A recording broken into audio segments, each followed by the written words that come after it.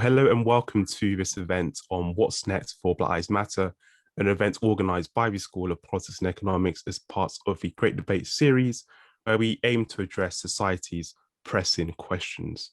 I'm Michael Pancole. I'm a PhD student in the Department of Political Economy, and I'm going to be chairing the opening panel discussion. But before we move on to the opening panel discussion, let me outline the order of events today. So in a minute, we're going to kick off with the opening panel, where I'll be joined by three amazing speakers.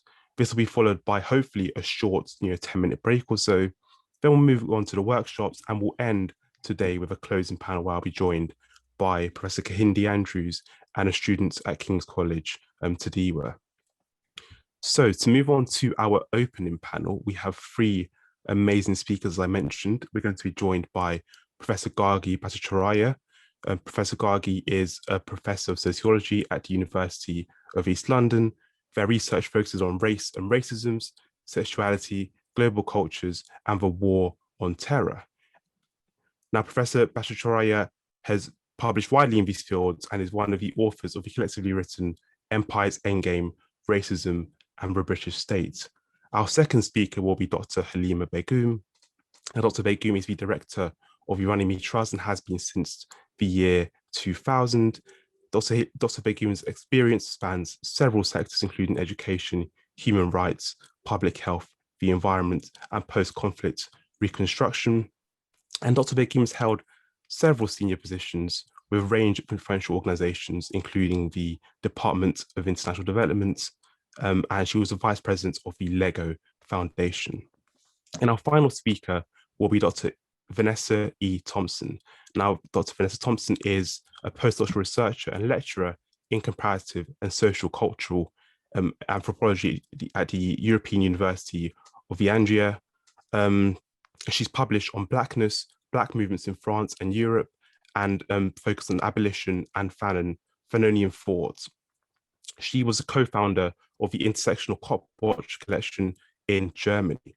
So we'll move on to our first speaker, Gargi Bhattacharyya. So we're going to give speakers 15 minutes to speak, all three of the speakers, and we'll move on to some questions. If you have any questions, please feel free to stick your hand up at the end and we'll answer them. If you don't want to stick your hand up, we can also answer your questions if you put them in the chat box. So without further ado, we're going to hand over to Gargi. Thanks so much for having me, Michael, and thanks so much to everyone from King's for inviting me. Oh, is it loading very, very slowly? Should have loaded it beforehand.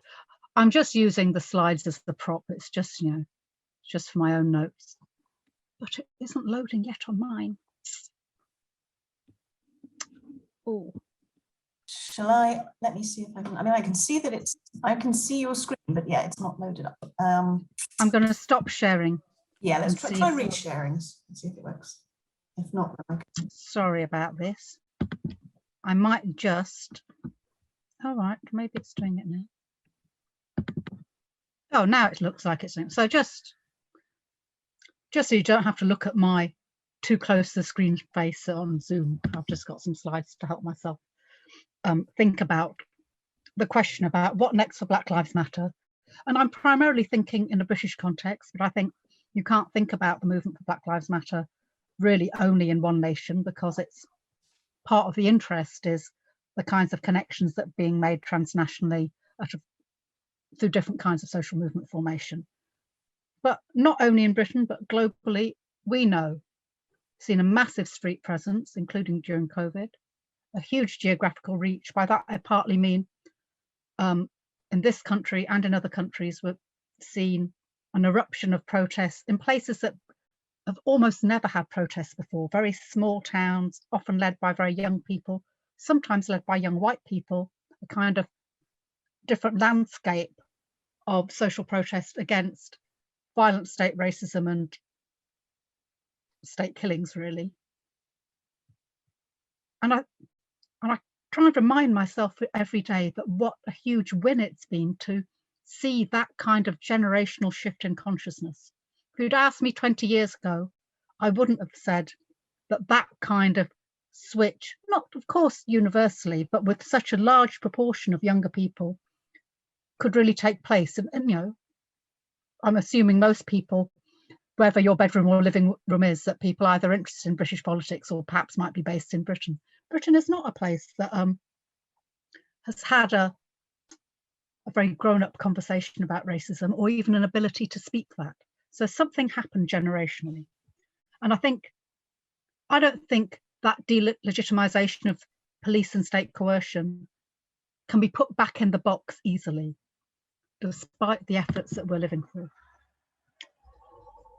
So, my bad screen shares, but just as a visual memory, I think that in this kind of context, and again, I'm talking about Britain primarily, but there's some echoes in other places, the attempted culture war that we're seeing about delegitimizing Black Lives Matter and anti-racism more generally quite quickly becomes a generational demarcator. Even I don't know if they've given up trying to call us aggravated activists or not now.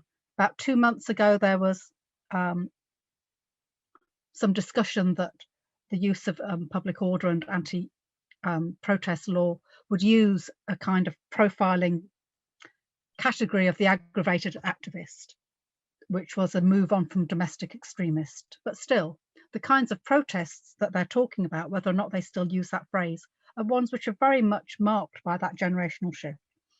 Black Lives Matter, a range of climate strike and anti-fracking protests, and again, and it was from before as well, issues around Palestinian solidarity. Now, I don't know if I believe this, I'm saying it so that we can have a conversation. I think the kind of attack we're seeing from the Tory government in terms of its popular language seems to indicate some shift away from defending racism as natural. We've been through a period in which the David Goodharts and the other Matthew Goodwin and other people who kind of speak a rhetoric which is then quickly collapsed into state practice, really gone back to naturalizing racism. You know, that's one of the many old tropes of saying, well, you can't do away with racism because people just only like people like themselves. That's basically Goodhart's whole career, isn't it? People know what they like. What they like is people like themselves, and they know who's like themselves. And mainly they know by looking, but it might be by smelling, eating, and other kinds of cultural activity. That approach still gets airtime, but I think in the last year, 2, 3 years, probably in the COVID time, there's been a bit more of a muting of that. And I actually wonder if the active attack on anti-racist activism has gone along with a kind of no longer an absolute denial of all racism. Instead, we're seeing a kind of range of popular culture tactics, really, and popular rhetoric tactics to confine the terms of racism. Don't talk to me about anti-capitalism. Don't talk to me about institutions. But also, as well as kind of scaling back how we're supposed to talk about racism, really highlighting, I don't know if trivialize is the right word, but the kind of more surface level. The whole attack on woke is saying, you anti-racists, you cannot, you don't know what's serious. There is serious injustice, but you lot, you're so thin-skinned, you know. How can we listen to you? And I was listening, I don't always listen to Radio 4 because it's bad for my blood pressure, but I was listening to Radio Today this morning. And there's a really interesting little piece about the tactical use of culture wars coming out of Boris Johnson's back office, which is precisely about finding the more kind of surface level anti-racist gestures. That's why there's all this stuff about this cricketer. You know, Johnson's been told to say, well, a lot of voters think that's anti-racism has all gone too far.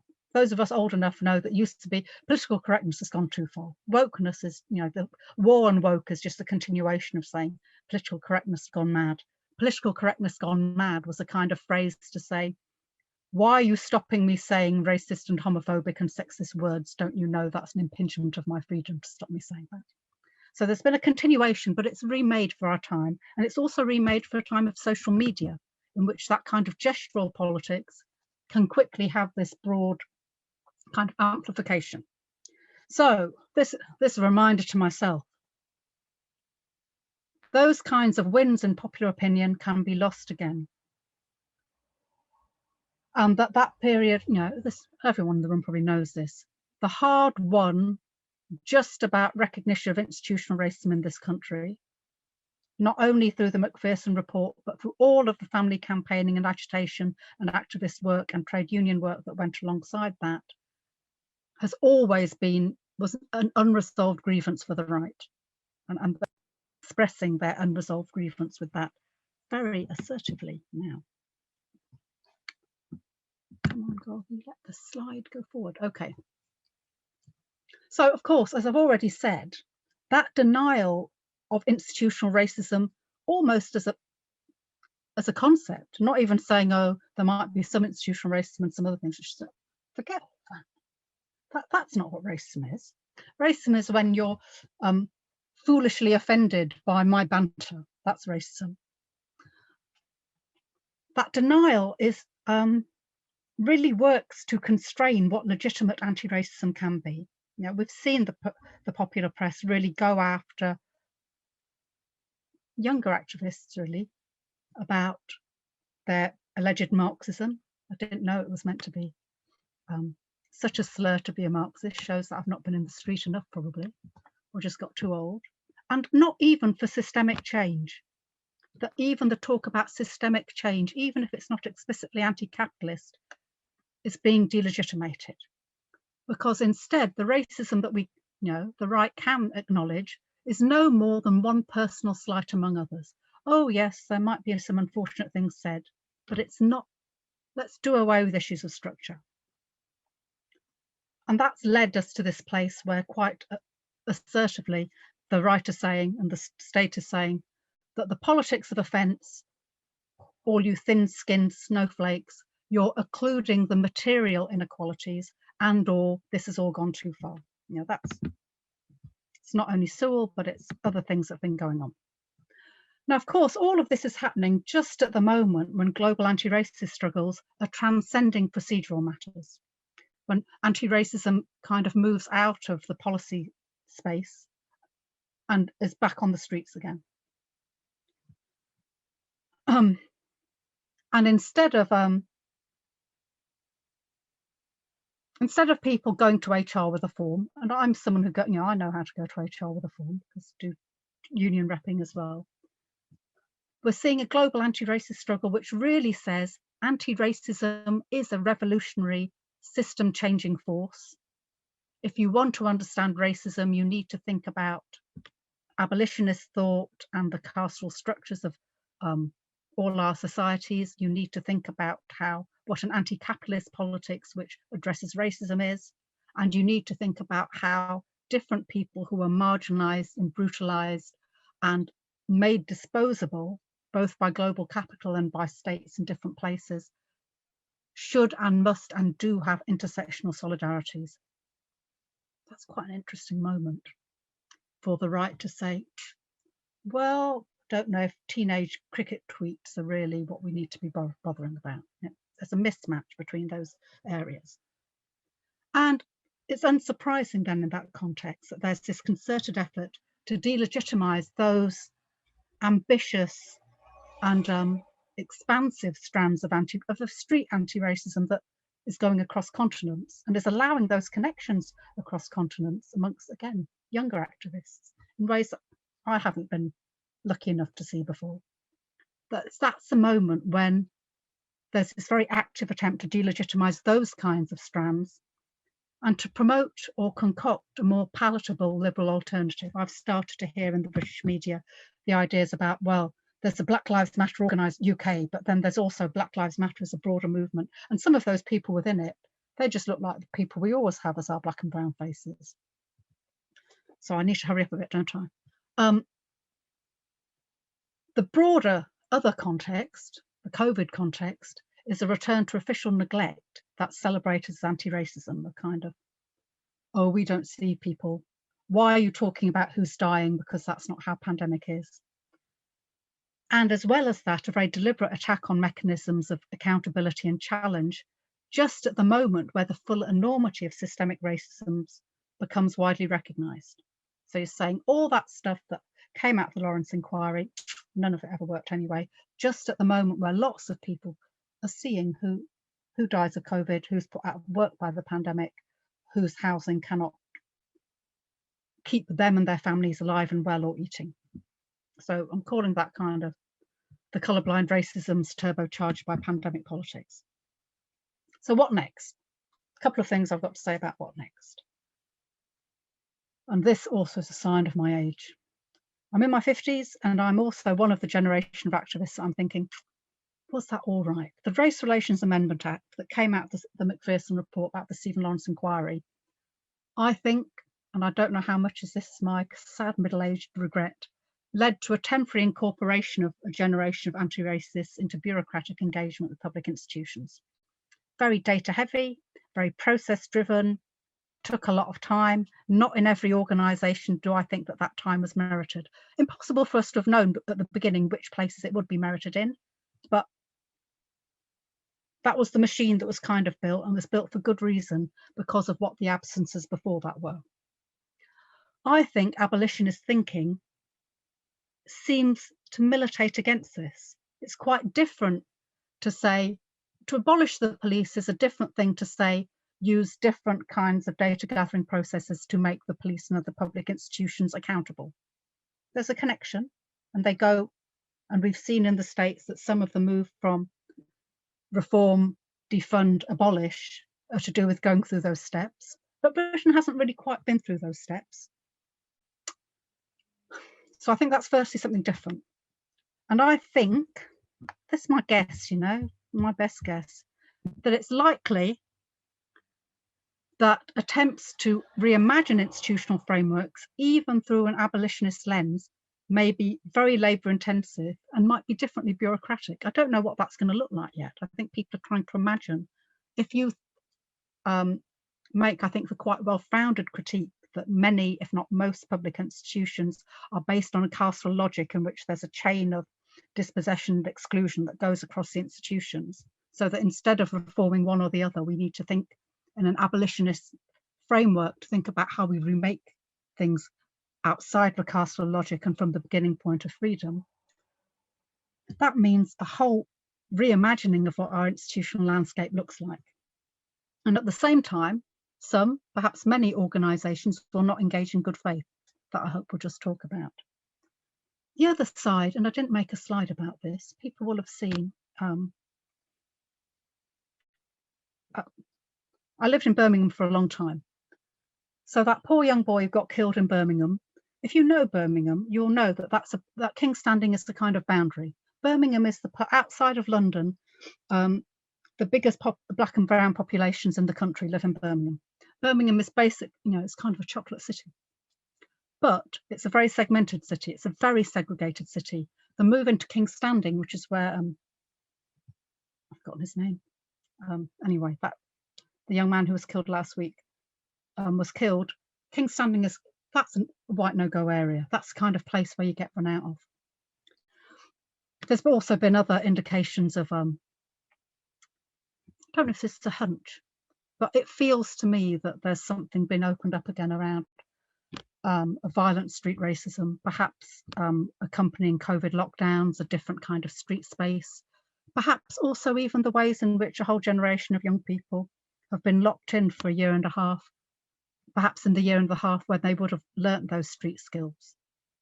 I was thinking that I haven't taught my children to know when to change your route, when to run, when to watch out for how someone clocks you in the street. But everyone of my generation kind of taught each other that. And perhaps we also need to think about how we mobilise against that kind of unofficial racist violence, the kind of racist violence that's neglected by the state, but it's not directly enacted by the state.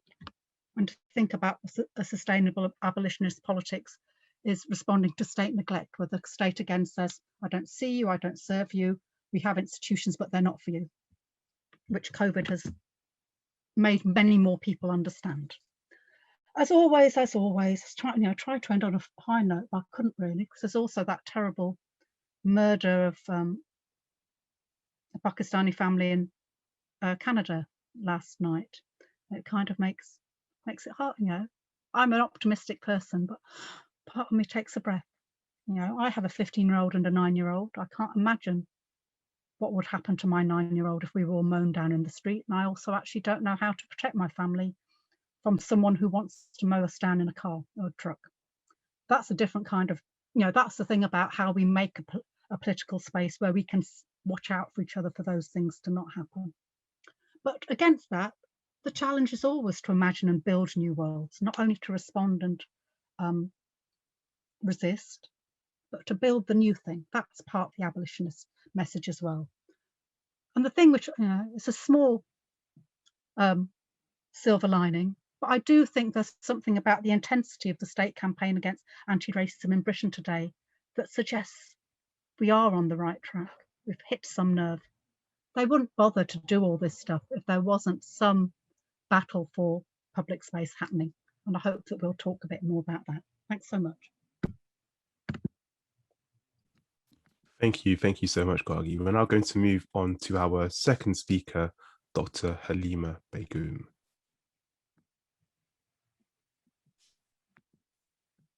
Thank you so much, Mike. I'm just overwhelmed listening to Gargi speak about where we are, where we need to be going, and I just wanted to reflect on the fact that when we talk about racism and anti-racism and the murder of D. John Reed, 14-year-old boy, and we all heard his mother's grief on television a few days ago. I mean, this isn't stuff that you forget. This is stuff that you bring into a public space. This stays with you, and it feels quite heavy. So thank you very much for opening your keynote with that very seriousness of what we are discussing here. I'm going to collect myself now for my contribution, because I just have to do a bit of a shift in my own way of presenting now. But just wanted to say that was really powerful. Thank you so much. Thank you to King's for inviting me, Halima Begum, but more importantly, the Runnymede Trust, for allowing us to share some thoughts about Black Lives Matter and where next. My team did say, they never let me out of the office, by the way, unless you follow us on Twitter. So please follow me on Twitter, Halima_Begum. Check, I've done that bit. Now to the more serious bit of our conversation. I'm going to start with the healing part of the message. As I heard Gargi speak, as I heard you describe the narrative of what is happening, and pretty much outside looking in and describing activists and campaigners and what is happening to all of us, I sort of found myself in a daze and trying to understand where Runnymede Trust and as an anti-racist organization, where we might fit. I think I know where we fit, because I think we've bore quite a bit of that challenge organizationally and personally. So it does feel very real at the moment and quite raw. I'm here, as you heard in my bio, there was a lot of detail about various jobs that I held. That was very deliberate, by the way, not because I wanted to show achievement, but because I wanted to display my establishment profile. Because it feels as though there's a very concerted effort to try and put people in boxes. So if you are an anti-racist, you must be one type of person. I believe that anti-racist can come from the right of society, the left of society, from the middle of society, but what we shouldn't do is box people in ways where they just don't fit into a preferred version of, what your opponent should be. So I'm purposefully now showing my full authentic self, which is that I am a campaigner. I grew up in East London as a working class Muslim woman. I also went to work in establishment institutions holding very, very strong views about anti-racism. I now work in the Runnymede Trust, where we have bold conversations about systemic racism. All of that is possible to hold in the same individual and in society. And I think that should tell us something about the kind of confidence in anti-racism work that we want to display. So I just wanted to reflect on that a little bit. Okay, I'm not going to go through what you've discussed and already outlined so well. What I will reflect on is what it feels like to be at the Runnymede Trust and maybe representing some part of that movement.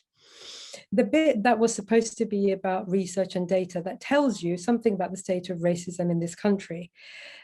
But you are absolutely right. There's something about the way in which the place of data and evidence has shifted. So there was a time in this country and in this world and in public policy where you could use evidence and data to shift policy. It sort of doesn't work at the moment. So you could get all the evidence in the world, you could get all the science in the world, but there seems to be a lack of political will to recognize and acknowledge evidence and facts. So that's the problem with an organization like the Runnymede now, where our bread and butter, which is to produce data and evidence, a bit like a university as well, where you produce academic research, where the status and the basis and the credibility of that is not acknowledged or accepted. So it is a problem. But nevertheless, the public sentiment and public will to do more on anti-racism is so clear. Oh my God, it is so clear. I'm also a little bit older than everybody else listening here, but 20 years ago, I wouldn't have, you could not have imagined the strength of public support for anti-racism that we see today. That was never possible, even with the murder of Stephen Lawrence and Macpherson review. Even then, it was something that was happening with maybe left-wing liberal coalitions, progressive coalitions, but certainly not the kind of groundswell of sentiment across British society that we see today. So we are in the middle of a deep period of introspection, a willingness to learn, a willingness to embrace. At the same time, young people who hit the streets in 2020 are being attacked for being snowflakes. What I would say to you is that snowflakes turn into avalanches, and never forget that, right? Because that's what we need, avalanches, and never underestimate the power of people when they hit the streets. But not only that, not just the people hitting the streets, we've had companies, corporates, and campaigners come together. I mean, that is pretty unprecedented. The idea that you can get corporates, however you might describe their commitment and solidarity, you might say it's performative, you might say that, is it real? What's behind the slogans? Nevertheless, corporates have pretty much put their money where their mouth is to say, do you know what? We want to do something. We actually don't know what that something is, but we want to do something. And the campaigners are obviously there on message, and they've really, really come together. So I do feel that there's some healing to happen. But even with all this public commitment to change and a corporate and the business side wanting to do more, there has to be a public reckoning on race, right? So the question around where next, well, you have to have a public reckoning on race. If everybody is ready for a healing and a reckoning, that has to be a very public conversation. And so if you imagine, I suppose, a social contract between state, civil society and business. So in that model, we've got business and civil society, broadly the public, aligned. But there's really one part of that model that isn't aligned, and that is the state. So here you have a situation in 2020, 2021, where business and civil society are pretty aligned on what needs to happen on anti-racism. And that is a hallelujah moment, by the way, for business to be aligned with campaigners. But it's the state that is really, really out of step and actually on the wrong side of history. And that is a shame, because the state, if anything, should be neutral. Even if it cannot be more supportive of anti-racism, the best it can be is neutral, because it always plays that kind of neutral balancer role between business and the campaigners and the civil society that want more change. But somehow it's the state that is now dragging its feet, and that is worrying, really, really worrying. For any public reckoning to take place, we then also have to understand and have a very bold conversation about racism in all its shape and form. And that ranges from like stereotypes, microaggressions, direct forms of racism, as well as institutional racism.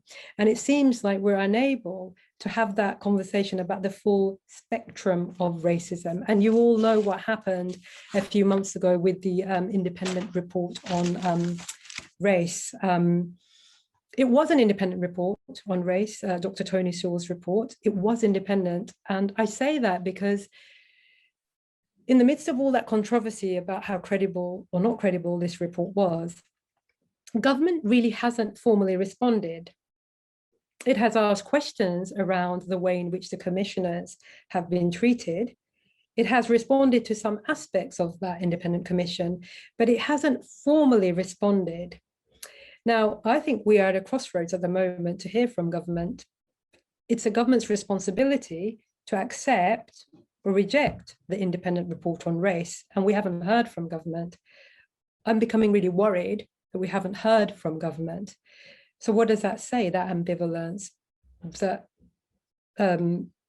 lack of willingness to engage with what has been a very public debate about the Tony Sewell report? This report has been the most discredited report in British social history. It has flaws in methodology. It has flaws in accreditation, basic citation, and the evidence was quite weak. And I'm keeping the conversation and the discourse to academic integrity because we're in an academic space. So it's flawed on many levels. So government needs to determine where it sits on accepting or rejecting that report. What we do know, though, is that the government and the state has responsibility to eliminate all forms of racism in whatever shape it comes. So it really does need to come forward with a position on this report, and more importantly, with or without this report, where does government now stand in terms of tackling the very serious issues that Black Lives Matter put forward? Because if the independent report on race and racism was one attempt to provide some solutions, and that process is now sort of stuck in a place where we're not sure about its credibility, government still has to find other means and mechanisms for determining how we go forward on race. And it hasn't really determined where and how we go. But what we do know is there's a couple of state actions that have come about in the last few months that do actually undermine the state of race in this country. And that is the proposals to introduce mandatory voter ID for voting at the next elections. Mandatory voter ID has discriminatory effects on Black and ethnic minority voters. So that's problematic. And we also know that there are components of the police crime sentencing bill that includes a lot of measures that would actually hurt the interests of Black and minority ethnic communities. We also know that Black and ethnic minority people were disproportionately affected by COVID. And yet, despite that, the government has used a colourblind policy. The UK is one of the few countries where you can actually disaggregate by race. So you do know that it's Black and ethnic minority people that are dying disproportionately from COVID. Well, if you know that, why apply a colourblind policy? That would be neglect, in my view. So, as you know, an independent COVID inquiry has been called. I hope that as part of that independent inquiry, one of the first and most important ethical questions to ask is, if you had always known that COVID was disproportionately affecting Black and ethnic minority people, why on earth did you not think to provide support and protection that was targeting those communities in any particular way? For example, why was the vaccination policy only based on age as a criteria when we have known that Black and ethnic minority people, irrespective of age, but more related to ethnicity, in other words, racism and deprivation, could be a risk factor? So these are very profound questions from an ethical perspective that COVID inquiries would need to answer. I'm going to say something a little bit about the movement. So where is the Black Lives Matter movement now?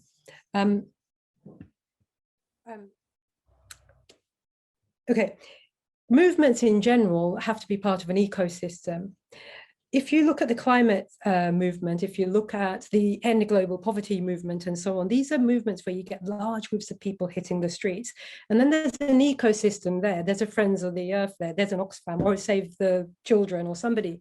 There's a group of organizations that builds up the momentum, the pain, the demands from a movement and tries to articulate that in some shape or form, and then puts pressure on politicians to do more and faster. The race relations sector for many, many years has been so underinvested in, decimated. So an organization like the Runnymede Trust, I mean, if I told you how much our operating budget was, you would weep, knowing that we are one of the leading civil rights organizations in the country. But the organizations like ourselves have been so underfunded for 40 years, such that when the movement happens, there is no infrastructure, organizations to kind of, reap and harvest all of that energy and momentum from young people who want to end racism. That's missing. So where a movement needs to go is to some infrastructure that can then shape and transform the demands into a policy ask or enough pressure to get government to change policies. And I really worry, because with the exception of maybe 5 organizations with very, very small budgets and infrastructure, it is impossible to turn and shape and transform all of that positive intent that came with Black Lives Matter into demands, really. And thank God we've got the corporate sector with us, because without the corporate sector, I actually think we would let our young people down. We would let the movement down because we're unable to funnel up the demands into something that feels like an avalanche and a crescendo. That's what happens with Extinction Rebellion. That's what happens with End Global Poverty and so on. The movement then is created into structure and shape, and you get some demands. So I'm really, really worried about our movement on Black Lives Matter and where it then lands. I want to say something about us as well before I finish off. We have felt as an organization, we're very much in the eye of the storm, and we have tried so hard to stay away from the cultural wars. We're not interested. We're not interested in which political party is in power or not. What we're interested in is which political party wants to adopt our campaign on anti-racism. And there has been so little opposition in general. So it has felt as though civil society and organizations like the Good Law Project, who are really holding government to account on the various checks and balances that you ought to see at this time in history. We're also involved with a legal challenge at the moment with the Good Law Project, where we are questioning the equity and the equalities aspect of the hiring of Dido Harding to be heading NHS Track and Trace at the time, and a couple of other leadership roles that were part of the national pandemic response. And we felt that we needed to take part in that strategic litigation, because if we know that Black and ethnic minority people are disproportionately dying, we want to save those lives real time, then you want to make sure that the people leading that response are going to respond real time and save lives. And if you are hiring people that look less and less and less like Black and ethnic minority people, in other words, you're hiring people from your own social networks, it's unlikely that you're going to hire well from a talent pool that might include Black and minority ethnic people. We're also in the middle of producing an independent UN report on the state of racism in the UK. So the UN does this every 5 years. It would ask every member state what the state of play is on racism, and the government's independent watchdog, the equalities watchdog, would then commission a shadow report on the state of racism. We've just produced this, and it is obviously showing the levels of institutional racism, casual racism, the outcomes that we want to see reversed, in quite stark contrast to what the CRED report did show. The CRED report is the Tony Sewell report. So watch out for that. That's going to be launched in June of this year. I expect a very robust discussion and debate about it. Let's see, hopefully the government will listen to that report, because it is an internationally standing report that looks at where the UK is in terms of league tables on racism. Thank you for listening. I'll stop here. Fantastic. Thank you so much, Halima. We're going to move on to our final speaker, Dr. Vanessa Thompson. Thank you so much for organizing this crucial discussion, and for having me also alongside such wonderful and inspiring colleagues. I think many important topics were already raised, particularly in terms of the abolitionist possibility emerging out of Black Lives Matter, but also for me, I think also the question of institutions and how we can maybe make them, use them, so to speak, and if that's even possible, or to what extent. I would like to share some thoughts, or rather reflections, on last year's Black uprisings and the continuing struggles which sparked into transnational and transcontinental mass mobilizations in the midst of a global pandemic. And I find this quite crucial, as I would say that it were actually working class and working poor Black and brown people's struggles that brought back political life.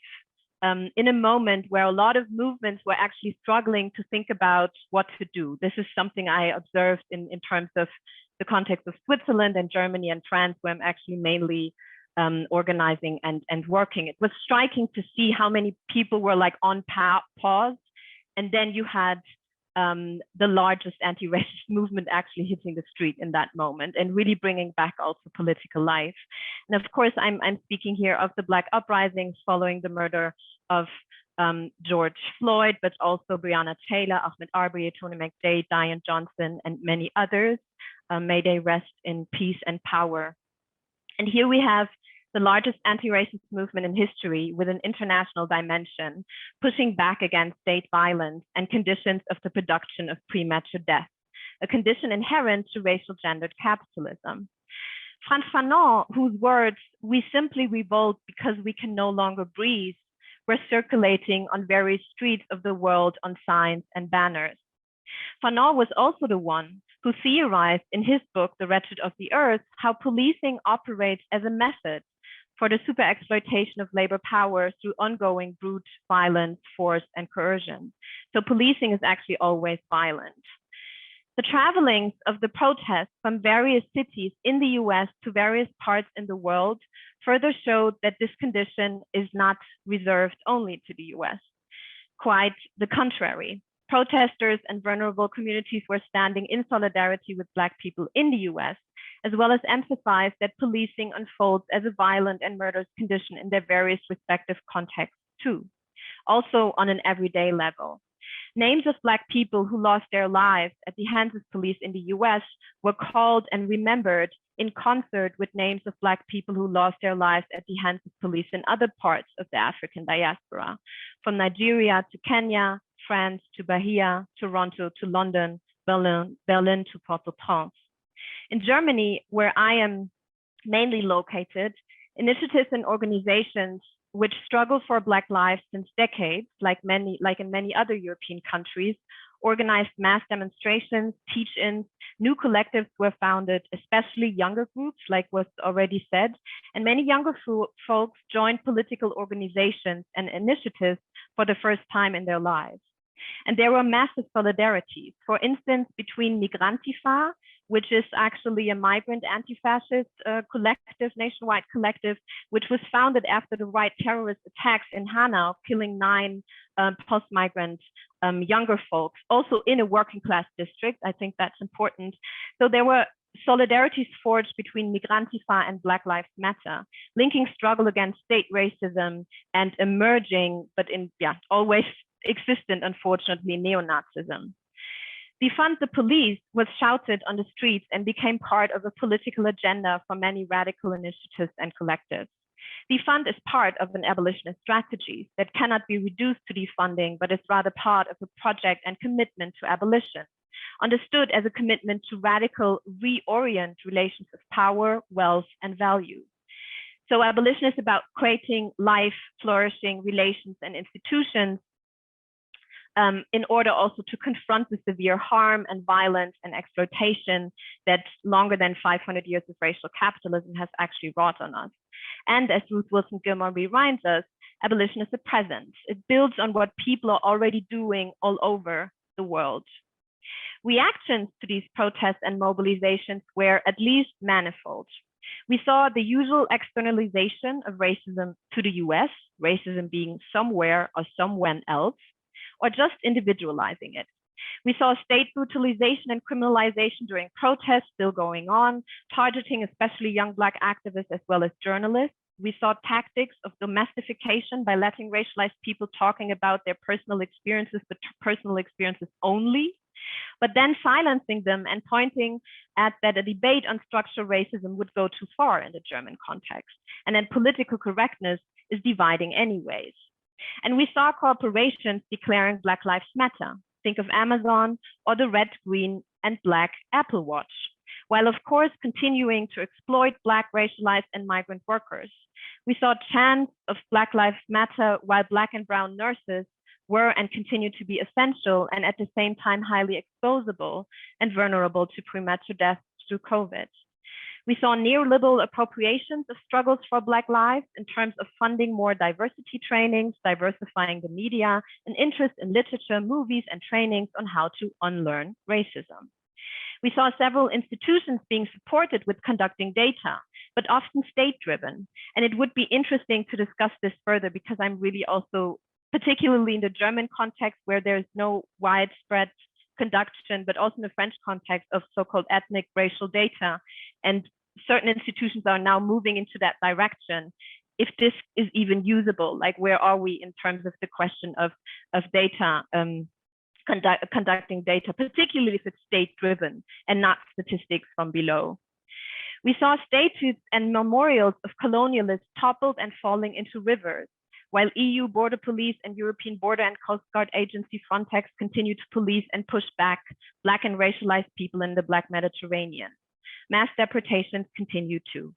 In Germany, but also many other European countries, such as Switzerland and Italy, Black refugee and asylum seeker movements continuously highlighted that Black refugee lives are most vulnerable.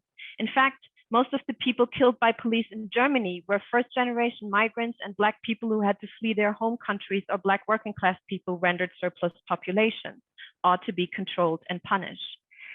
What do we actually mean when we say all Black lives matter? And does this imply that each side of struggle is equal? I want to think about a possible compass, which is open, and I'm inspired by Black radical thought in this endeavor.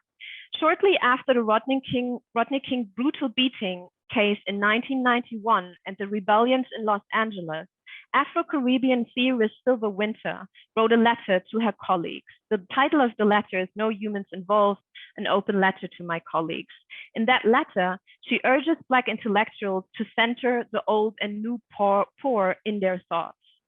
She criticizes the homogenization of Blackness and talks about a fundamental shift with regard to the color line. And I quote a piece of that letter: where the segregation system of the United States variant had made the white-Black invariant into the absolute and primary invariant, with the civil rights struggle and the rise of the post-industrial consumer-driven economy, the primary focus has shifted to a variant of the old differential.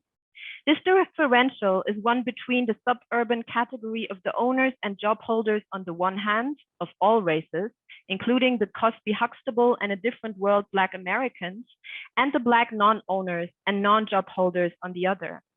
Consequently, since the 60s, this new variant of the eugenic-dysgenic status organizing principle has been expressed primarily by the growing lifestyle differential between the suburban middle classes, who are metonomically white, and the inner city category of the post-industrial jobless. Where the category of the owners, job holders are of whatever race, assimilated to the category of whites, the opposed category of the non-owners and the non-job holders are assimilated to the category of the young Black males. Wynter goes on to write, end of quote. Wynter goes on to write about the expansion of the old and new global poor becoming surplus, what Baldwin called captive populations, what Fanon called le damné.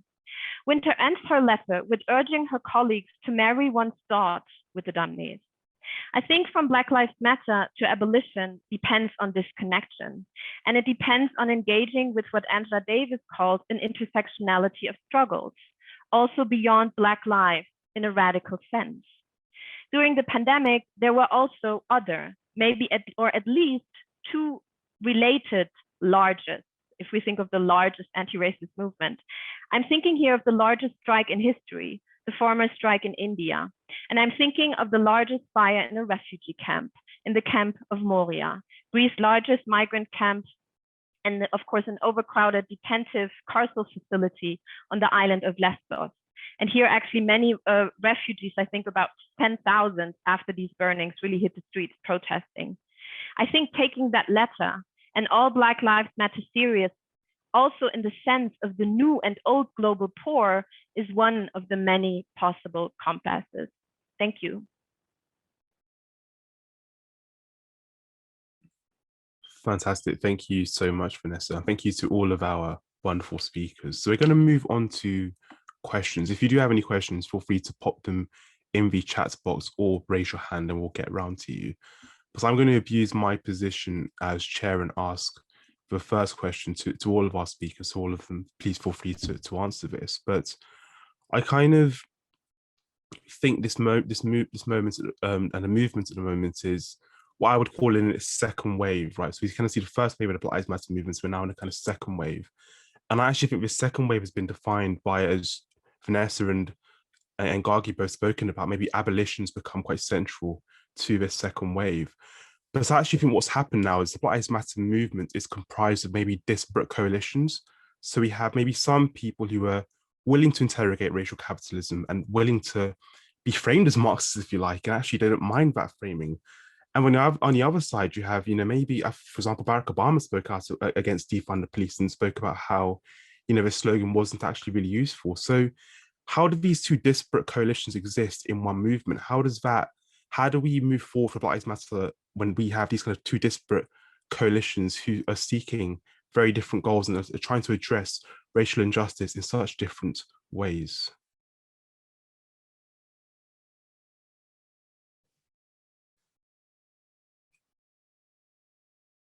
Gargi, do you want to go first? Or? Well, no, there's not much time. So I think that's a really interesting question. I think that's almost what the dominant culture is kind of saying. Of course, we're all against police killings of Black men, but all this other stuff is too much. So, when I think of Black Lives Matter, I don't really think of Barack Obama at the forefront, although you're right that he can support as he wishes. But then there's also a question about organizational structure, isn't there? So another thing which is so interesting about Black Lives Matter is the kinds of organizational form that have arisen, not only in different cities of the States, but also in Britain and other places, which are a little bit unlike how I have experienced anti-racist organization forming. So certainly informed by horizontalist kinds of politics. I would say in Britain, and I think in the States as well, very much structured in opposition to a kind of black and brown faces in high places model of how you get to the table. As Vanessa said so beautifully, very much embedded in an idea that the struggle is in the street, and the struggle is among many different people coming together because of how this state and capitalist violence positions us not as the same, but in a continuum of violence. And of course, movements become what people who run with them say.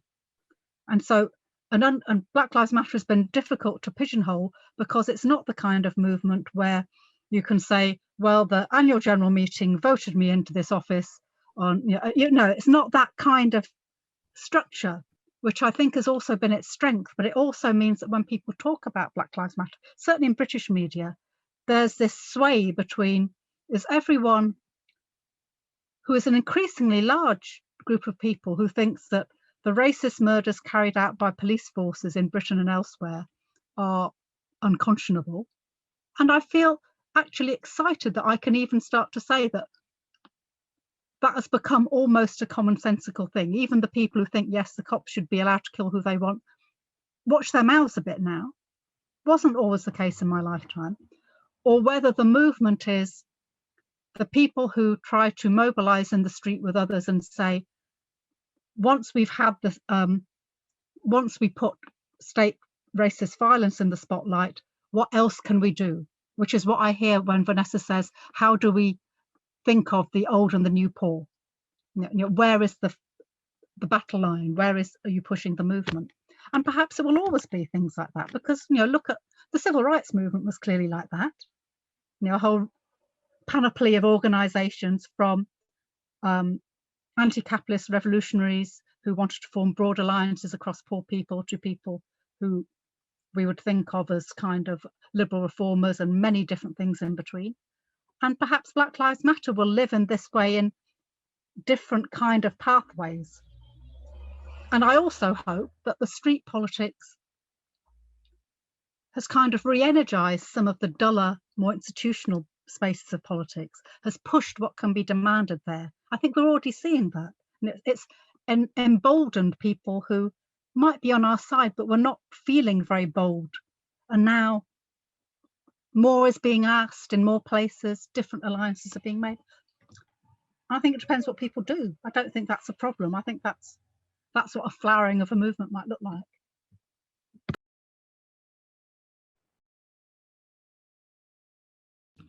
Yeah, Vanessa, feel free to.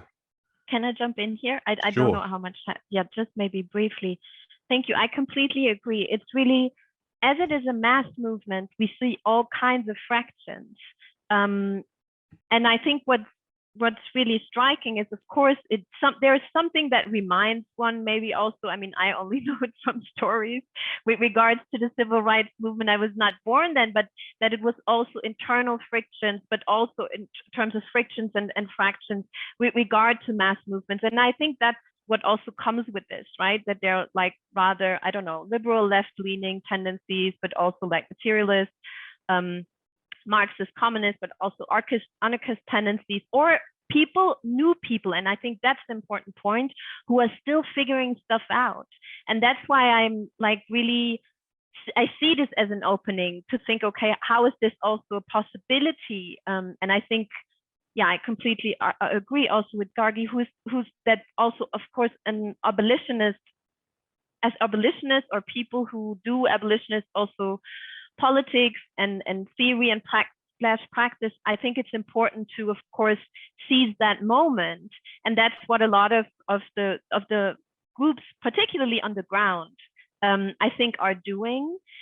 And at the same time, we see, I mean, in the United States, there is now this debate about class frictions also within the movement, people stepping down from certain positions, right? And I think this also comes with the kind of second wave, like a struggling around principle, a struggling around, okay, what is going to be the internationalist outlook?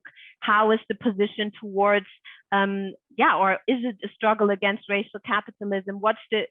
Is it an anti-imperialist movement, right? And how, so it is, I think there is this opening in the second wave, where maybe the first wave was a lot about, to take this up also from you, Michael, was a lot about the uprising. If we want to put it in Fanonian terms, it was the spontaneous uprising, not to discredit that. But now we see the kind of formation of this, which is exciting and is, of course, always a possibility for radical politics. And I think because of its transnational dimension, there's huge possibility. At the same time, within this current moment also of neoliberalism, of course, anti-racism is part of a neoliberal agenda too, right? And that's where I think the question of, like, I mean, we see this kind of diversification. We see this kind of, I don't know, even in Germany, where I would think, okay, this would take ages. It's now happening, right? That to talk about racism only as a process one has to unlearn, or to think about, okay, we need now more diverse, I don't know, politicians or something like that. And then the question of just today, I just heard this today, and this is with regards again to the US, but Harris giving this speech to migrants in Latin America saying, don't come, completely carceral. So here you have it, right? Here you have the neoliberal anti-racism. Because she would sign up for anti-racism too. And I think these are the kind of things that become more, maybe also more clear now, which we have to struggle around. It's a contested field. Halima, do you have anything to add? Yeah, definitely. So the point about a movement is to think about it as an avalanche, right? So along the way, you're going to pick up crescendo, and you're going to pick up friends that you normally don't go to a party with. And the point about the movement is that you're going to have a tactical alliance on a single issue. You're not going to agree on everything, but you are going to agree on something because it matters now. And that's the power of a movement. You're going to disagree. It's going to be messy. You know, it's going to be messy. The challenge isn't in the disagreements and the fact that you can hold that space with Barack Obama, and also, let me think who I mean on Barack is probably a liberal, but you've probably got people even to the right of liberals in America or in the UK. It is perfectly possible to hold an anti-racism space that doesn't feel like everybody has to agree. We all know that we want people alive, not dead, because of their ethnicity and their skin color. I mean, everybody can agree with that. It's a human rights position. How you get about to that is very different depending on your political persuasions around whether you think individuals succeed in life because of their own success and failure, or whether you think individuals succeed in life because of state support or not. That, by the way, is the issue around whether this government can accept institutional racism or not, because this government's ideology is all based around individual success and failure versus our focus on institutional racism, which is that institutions and the state matter. So there's an ideological tension there, which this government is finding hard to straddle. And I hope it can get beyond that. But at the moment, it's struggling with it. But movements are broad, aren't they? They're not singular. And I think we could do a lot to learn from the climate movement, right? The climate movement includes compassionate Tories and compassionate conservatives and very important businessmen with loads of money. And then there are people who are Extinction Rebellion within that. They're never going to agree, by the way. And at some point, probably big business will leave that movement. At some point, you know, the compassionate Tory might leave that movement. But where they can meet for that single strategic point of alliance, it matters, because that's when you can get that friction to work to bring profound transformation. And I think we need to stay with that tension and messiness. Otherwise, we'll be back to when I was 16 or 17, when Stephen Lawrence died. And do you know what? We saw George Floyd's murder happen and so on. If you want business as usual, then we're going to have to do alliances with people that agree with us. If you want transformation, shifting the needle, it's got to be unusual suspects and friends. Fantastic. Thank you for your answers. So we probably have 15 minutes more for questions. And I have a question from Julian. Julian, if you want to unmute yourself and ask your question.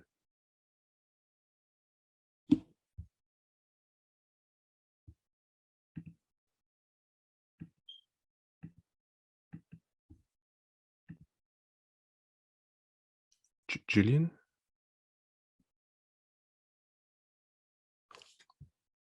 All right, okay, I'll read the question. Where is this question? Okay, so the question is, as much as social media can be a toxic tool for extreme and conspiratory views to proliferate, to what extent does social media be necessary for the year since the murder of George Floyd to become a turning point and not just yet another talking point?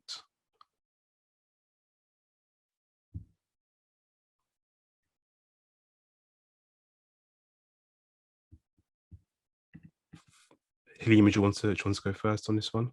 I'll go there, but partly also as a protagonist in social media and the media space quite a lot. And we've seen how that space has worked in support of our work.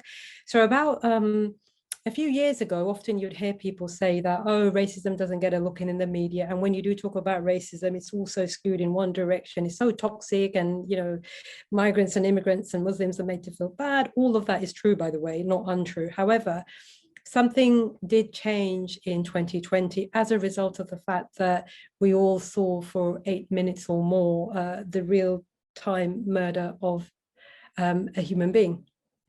And that did have a profound impact on people that believe that racism wasn't real, or racism was just on the fringes of where people wear KKK hoods and things like that. That's where it happened. It didn't happen much in our streets and our supermarkets and our law firms and our schools. It happened in that space where we know it's quite uncivilized. But in the space where we can behave well, it never really happened. And I think that was a stark reawakening of Middle England as to what the state of racism was. And so therefore social media played its most powerful role against, I suppose, established traditional media, which perhaps hadn't been able to show that stark reality in the same way. So I do believe that social media plays a phenomenal role in actually showing an alternative view of the public lives and public experiences that are otherwise not able to negotiate their way through established media and newsrooms, which may not purposefully exclude other viewpoints, but it happens because it becomes bureaucratic. So I think all on social media for making sure that we got to see what happened and actually holding us to account for making sure that this doesn't happen again and again and again. Vanessa, do you want to go next? Yes, on the question on social media, because I think it's That's a very important question, because it's also, I think, very ambivalent with the social media. I mean, first of all, it can become, and there's like, I think, important also research in terms that shows how it can, of course, also be a method of surveying a certain radical groups. And I think this is also part of to think about, okay, how is actually, can social media also be a tool of the state to control certain groups and what they're doing? And at the same time, there comes this ambivalence with it, right? It is a huge tool also to mobilize, and it is a huge tool to scandalize. But I do think, of course, that this is never enough, because even if we think of the video of George Floyd, I mean, first of all, there were videos before. I think that's important, because Philando Castile was videotape. We saw the tape of Eric Garner. So definitely there comes much more in terms of like, what's the kind of conjuncture. I think also with the pandemic, there was something that made these uprisings, and of course the work that people were doing before. I think this would not be possible if Black Lives Matter and other grassroots organizations have not done the work before, because it didn't. Yeah, it's related, I think, to a lot of work that various organizations and initiatives have done before. But I do think with the question of social media, that it's, and maybe there we can learn a lot from, also again with a global sense, like learn a lot even from the demonstrators, for instance, in various parts of the world where actually the social media tool of mobilization it was the script was flipped, so to speak, to then criminalize folks in movements. So I think it's important to just think, okay, what can we also learn in terms of the undersides of social media, and social media becoming also a tool of criminalization. Fantastic. Gargi, do you have anything to add on this one? Yeah, no, I really hear what Vanessa is saying, and I think perhaps that's also part of the, for a while I was trying to teach digital literacy as a kind of social science skill. And I think what Vanessa is describing is, it's kind of like a political literacy for the digital age, isn't it? It's just as you might have learnt in the past how to know which street not to walk down, what to say to the police or not to say to the police, what to do in an interview, we also need to learn how to operate politically for different purposes, as Halima has said, for different alliances and different purposes, but within the digital space. But at the same time, I feel like I get cushioned by my age, because I never have kind of beef on Twitter, because I don't, who would I have beef with, even like my own mother, who can't use Twitter any more than I can. But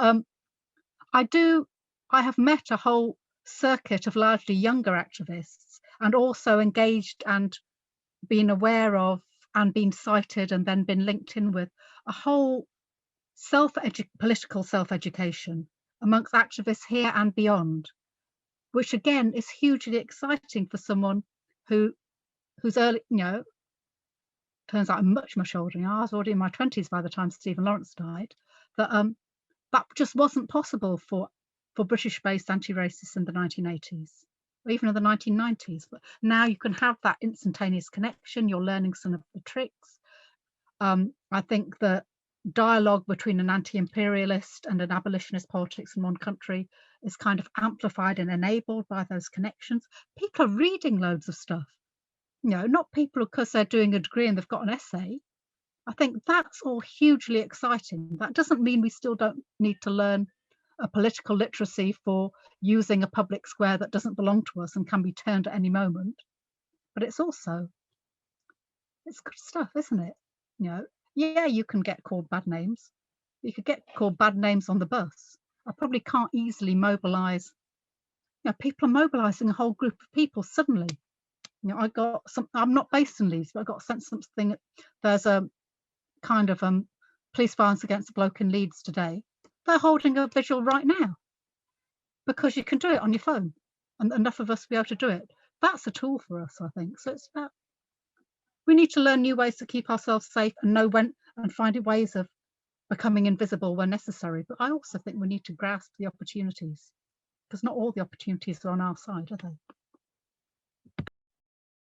Fantastic. We have a question here from Lucia, and Lucia is asking, do you think the pandemic is showing materialized racism in countries like Brazil in fields like education, famine, and deaths by COVID?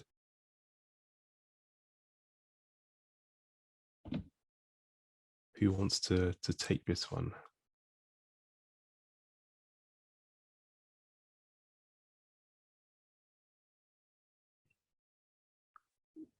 Halima, do you want to kick us off? Yes, the thing the pandemic does lay bare is that groups that are more vulnerable and who are at risk will be the ones that are most affected, least likely to recover, least likely to be vaccinated, and so on. So if these groups happen to be racialized minorities in Brazil or racialized minorities in the UK, we will end up bearing the brunt of a global infectious disease. It is then down to the state on how it responds to that vulnerability and risk. And if the state applies a colorblind policy, well, then you have sufficiently let us down as a racialized community by not recognizing that our ethnicity and our deprivation and the economics of where we find ourselves in low-paid, precarious jobs is making us more vulnerable. That would be similarly true of Brazil or India or other parts of the world where huge levels of inequalities exist.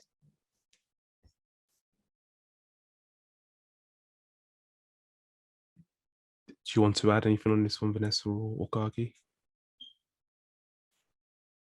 Yeah, I just completely agree. I mean, the pandemic is obviously, I mean, the notion of letting die, but also actively state killing. And even if we think now about vaccine apartheid and how we really need to struggle to get these kinds of property rights off of these patents, because I mean, we've seen it in India, but it's just, I don't need to tell you this here, and it's, I mean, 14 countries on the African continent are now in the so-called exponential growth phase. So it's, I mean, yeah, it's just, it shows really brutally lays bare who's the most vulnerable, and we can really talk about the wretched of the pandemic, so to speak, and that this is so important to struggle against this. And in each country, it's the racialized and vulnerable communities. And it goes also in terms of distinction, right? If we think of native in the Americas, for instance, where so many people were dying, we're talking also about people who were the last ones of speaking the languages and stuff like that. This is really, and it's going to be, I think, generational and post-generational trauma coming with this. Fantastic. Gargi, do you have a final thought to add here? You know, when I talk, obviously, no reason any of you should know, but when I try and talk about state violence by neglect, of course, the pandemic has shown it. State violence by neglect was already there. The state doesn't only kill you by coming to your house and shooting you or asphyxiating you, also denies you resources, it denies you healthcare, it denies you housing, it differentiates the space of legal protections. You work in a market economy when you don't have access to basic resources or employment. But the pandemic made all of that visible, and visible to many people, not only people like us who might be able to come to a very exciting Zoom event on an afternoon, but all kinds of people who do delivery work and people who are driving and people who can see who's still working care homes.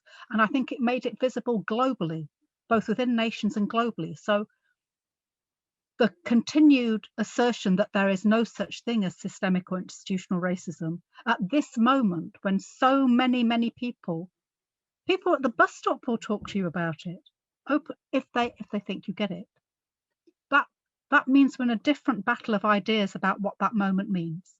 And absolutely. And Bolsonaro knows it's a race war, that neglect around COVID is a race war. So we need to kind of know it too, and build with each other with that in mind. Fantastic, thank you. It doesn't appear that we have any more questions, so that feels like a good place to end this opening session. Thank you all so much for your questions, and thank you to Gargi, Vanessa, and Halima for your fantastic contributions. I'm going to throw it over to Alex, who's going to explain what happens next. Thanks, Mike. Yes, and thanks for all the speakers. I feel like, gosh, there was a lot there, and I really, really felt some of it. A lot of ideas, a lot of inspiration. It was great to hear you all. I just want to explain what's going to happen next. So we are going to take well, obviously it's online, you can take breaks whenever you want, but we're going to sort of take a short break of 5 minutes. Then what we're going to do is convene into our working groups. So I'm just going to share my screen, which should somewhere have the program. You should have all received the program. I hope you did. I hope I emailed it successfully to everybody. But let me just show you. Here we go. Got the PDF on the screen. Does anyone want to see that? Yeah, that's come up. Okay, so we've got 3 working groups which are named here. So these are working groups which various people, including Vanessa, actually, as well as doing one of the opening keynotes, has very kindly agreed to facilitate a working group. The 3 working groups are going to focus on the issues of political representation. Mike will be taking that one. Decolonizing the curriculum. We're very pleased to have the Decolonizing the Curriculum working group at King's are going to be leading that group. And the whole issue of policing and defunding, which is the one Vanessa is going to lead. In a slightly kind of experimental way, I've kind of put an open mic session up as well. And the reason for that is, if we thought that if there were themes that emerged, which kind of is the case actually, if there were themes that have emerged out of the 3 keynotes, that obviously we've picked 3 themes for the working groups. We know they don't cover everything. We could have picked, another 10 versions of 3 themes, couldn't we? If there's something that people want to get together and talk about, even just talk to each other about your responses to the keynotes we've just heard. Anything like, I saw Gargi making some interesting comments in the chat. So, there are a lot of interesting things here to say, I think, about, corporate, like, where does the whole corporate sponsorship fit in? How can we as consumers maybe continue to make that happen?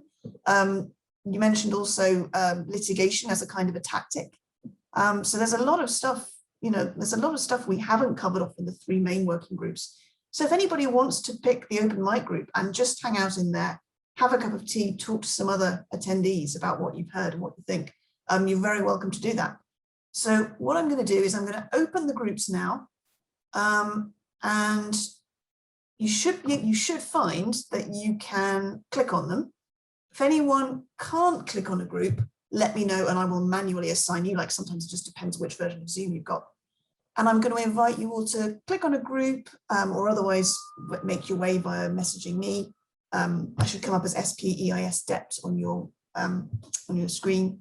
Take a 5-minute break, grab yourself a cup of tea, and we're going to ask the conveners to kick off the groups at, I suppose, 25, 26 past, if that's all right. Is that all clear? Is anyone? I'm just going to unshare the screen again. And then so the other thing I should say, obviously, is we will bring all the groups back sharply at 4 to start the final session. So right, I'm just going to.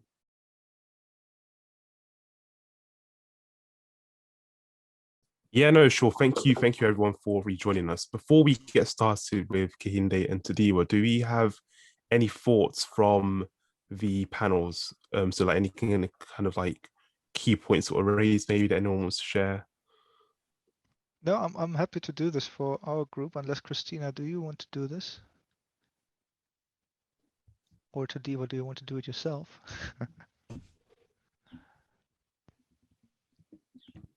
All right, well, I'm happy to do it then, I guess. So we had a discussion, or Vanessa, are you still here, Vanessa? You are still here. Do you want to share your impressions? No, it's fine. Just happy to listen to you sharing it, Martin. All right, yeah. So we were coming from the policing and defunding group, where Vanessa gave us some insights into her work on this, and we had a discussion with Tadiwa, among others, about how useful, I guess, the slogan is, the abolish the police, defund the police, from a strategic perspective, and how far that is something that is, I don't know, maybe closing more doors than it's opening. I think the discussion was quite productive in that regard, because I think there are several perspectives, I think, on this. And also there was a larger point, I think, that we were trying to make about what does it actually mean to abolish, not only from a perspective of a slogan, but also from a practice. What does abolishing mean? Who can actually abolish? In whose name, so to speak? And in how far is there some kind of end goal to this? Can there be one? And then at the end, we had a conversation that continued a bit on from the opening session on the use and role of data and statistics. Halima Begum made the point that it has become much more difficult to work with data and to use data rather for anti-racist purposes, for example, because they might be seen, but then they might not be acted upon or just be ignored, whereas that was different. And Vanessa offered a couple of perspectives on that. For example, also emphasizing the need for statistics from below, if you will. So rather than having government collect data, what can communities do? What can activists do to collect their own data and make use of that? I guess that is what our discussion circled around. Fantastic. Do we have any thoughts from the decolonizing the curriculum room? Oh, I'll just wrap this up really quickly. Two of our student group gave a wonderful presentation, and it was mainly around what is decolonization in higher education, how that is linked with wider ideas of liberation beyond the university and beyond reading lists, and also how decolonization as a term of decolonizing curriculum has essentially maybe possibly been co-opted by institutions in pursuit of less radical agendas, and the need to demystify decolonization as a concept if we're going to retain decolonization as a kind of working concept within a university space. I think that was it. If I've missed anything, Jennifer or Martina can correct me.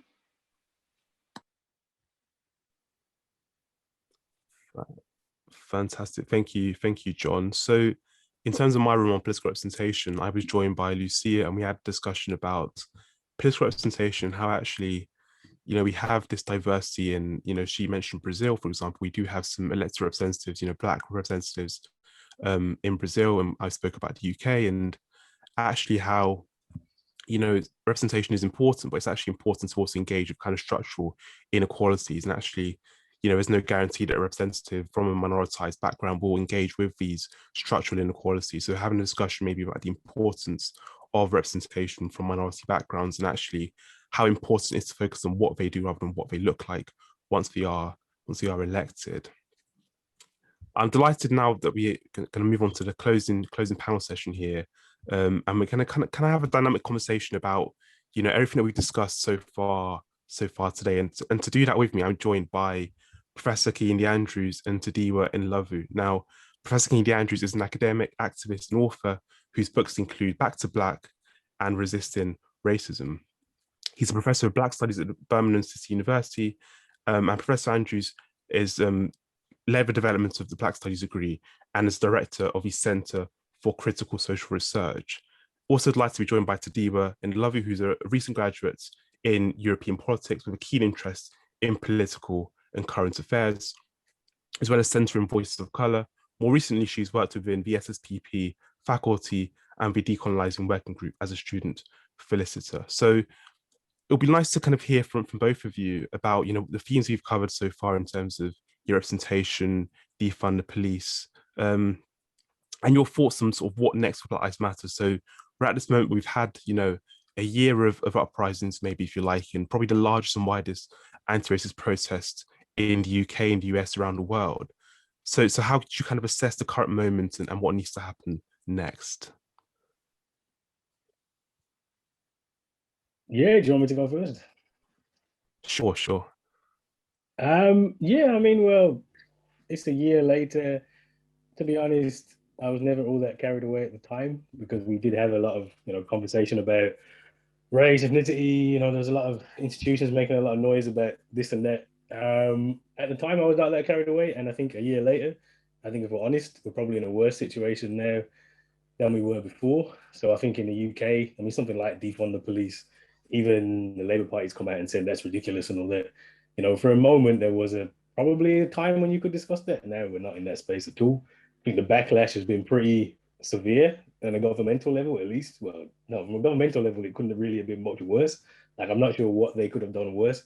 If you look at the policy agenda, and really importantly, in the UK, different to America, is immigration policy has kind of been the leading racist policy. The policy basically is, can you keep us out of the country? And that is the kind of dominant frame through which a lot of the racist policy has been delivered. And if you look at the immigration policy we've got today, it's literally worse than it's ever been, right? I don't think my parents could have come. Preeti Patel's parents couldn't have come. Like, literally, most of us wouldn't be here if we had this policy for the last 50 years. On top of that, if you look at the reaction around statues and protests and the rhetorical stuff, which sometimes it doesn't seem like it's as important, but actually is really important. Particularly, I mean, could you even have the Black Lives Matter protests you had last summer when this new policing bill goes through? Probably not, right? Pulling down the statue of Colston would get you more time in prison than for being convicted of rape, right? Like, if you just think about what actually happened at the government level, and I didn't even mention yet the Sewell report, which to say it's taken us so far back in the past. Some of the stuff in that report, I honestly thought I would never hear again. Like, I mean, and I'm somebody who's pretty pessimistic, but that report was, I mean, awful. I mean, talking about, there's actually one of the recommendations in the report is that we have to, what was it? I can't remember the exact wording, but basically we need to commission research into why Black Caribbean people don't do very well, because there's something about our culture. I mean, basically what he said, this is what Tony Sewell's been saying for a long time, denying institutional racism, et cetera, et cetera, et cetera. And on some level, look, I actually quite like the report. I think it's probably one of the better reports on race relations in the UK, just because it's obviously terrible. And the race relations industry has always been terrible, but we somehow believed it wasn't terrible. And now at least we understand it's terrible, right? So on that level, it's a good thing. But if you actually look at the impact that's having, cascading down, I've spoken to a number of people, organizations in the voluntary sector, but also businesses and people doing other reviews into things like racism in different sectors. And because the government line is there's no institutional racism, that is now what is shaping all of these next reviews. So actually the next stuff that comes out generally legitimately is going to say there is no institutional racism. So it had totally changed the framework. And again, like, institutional racism, even for someone like Theresa May, who, let's be honest, talking about immigration policy, is the architect of the very racist immigration policy. Even Theresa May accepted institutional racism as being a thing. So we've taken a massive step back, and all those institutional there were never any real institutional commitments. All that institutional noise that was being made about this is great, we're going to change this. I mean, I haven't really seen one actual change a year later. So I think a lot of people maybe feel a bit better because maybe we're having some events, maybe we're talking about it a bit more. I get invited to speak at places I didn't previously get invited to speak at. Whether that means anything's changed or not, I strongly doubt it. But there is a kind of rhetorical commitment. But in general, nothing's really changed. The only positive thing, I don't want to be totally negative, the positive thing is that because it's so obviously bad, the movements have carried on, right? And you've got lots of young people out there, lots of young people protesting. And I think the only good thing to take out of this is that when it is so obviously spectacularly bad, then people will do what we really should have been doing for a long time, which is building alternative spaces outside these institutions, because to be honest, they're probably not going to change. That's my initial reflections for that stuff. I think there's some really fascinating thoughts, Kehinde. Do you have anything to add to the on what's just been said? Yeah, so I first point that I wanted to make kind of ties in with what everyone's been saying about representation. And I think one of the things that the past year has shown, or past 12 months to be specific, is that liberation can't just be kind of pigeonholed or kind of contained to electoral processes. I think kind of the way that especially the American election kind of gone from everyone really mobilizing to say, let's get Trump out, let's really revolutionize and bring back democracy, quote unquote democracy. And then not even a year into their presidency, we see like Kamala Harris telling immigrants not to come.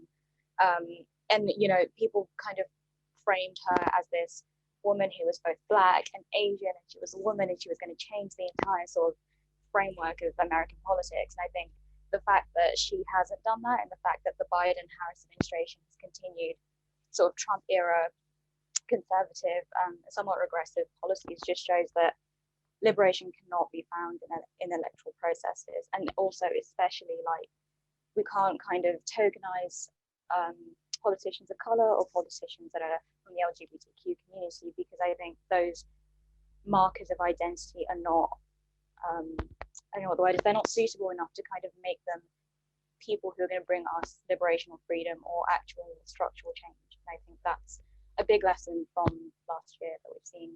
Oh, that's like my first big thing I've noticed.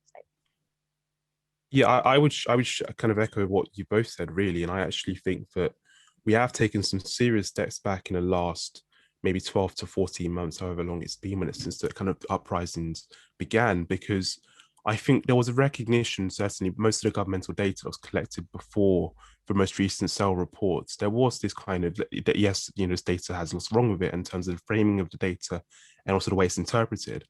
But like there was recognition with this data, for example, the kind of racist pride toward the commission by Theresa May, that minorities face these kind of institutionalized disadvantages, right? And I think the very fact that there was a report commissioned in the first place on racial equality was baffling, because we have conservative governments prior to this current conservative governments have conducted several reports on racial inequality, and we have recommendations to implement this government.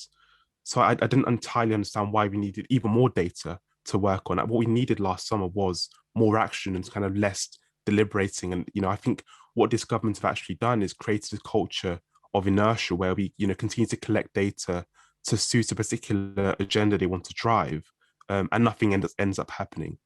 And I think the reason why the last year has been, as Kehinde mentioned, quite a regressive one when it comes to maybe in terms of from an electoral point of view, from kind of governmental point of view, why it's been so aggressive is because we have seen this shift away from an institutionalized understanding of racism, right? So I think this report has minimized the existence of institutional racism, and actually that's a very dangerous place to be, because we do have to understand this as an institutional problem and not a problem between individuals, for example. And you can work hard and scale your way up to the top. That's the kind of rhetoric we really need to push back against, because this is an institutional problem. When I think about what's next as well, I kind of think about last summer, and I think what was quite striking to me about the process is that they were very ethnically diverse, the process. So we saw certainly in the UK, I can speak to the UK's experience, and we saw people from different ethnic groups come to the streets and protest, and it was a markedly young group of people on the streets as well. So that was something that was, I think, quite positive. But also the focus since last summer is focused on what happens next in terms of what role can white people play. And I'd love to hear your thoughts on this, Tadiwa and Kehinde. But my kind of thought here is that we've kind of heard this term allyship used a lot, and white people should be allies, and I actually would push back against this term, because I think the notion of allyship suggests that white people will lend their support to black people, but actually I think we need to shift away from a notion of allyship and actually shift to a notion maybe of coalition build, and actually acknowledge that, well, no, racism is bad for all of us, and addressing racism will benefit all of us. And if a group of people like ethnic minorities are facing these systemic disadvantages, that's a bad thing for all of us, because if society is dysfunctional for one group of people, it's dysfunctional for us all. So I would love to hear your thoughts, both of you, on kind of the discourse and allyship, and maybe the problems with it, or maybe if you think it's fine, and what white people can actually do in this current moment. I think for me personally, I think first off, one of the issues that I had kind of within the wider Black Lives Matter movement was the idea of like white guilt.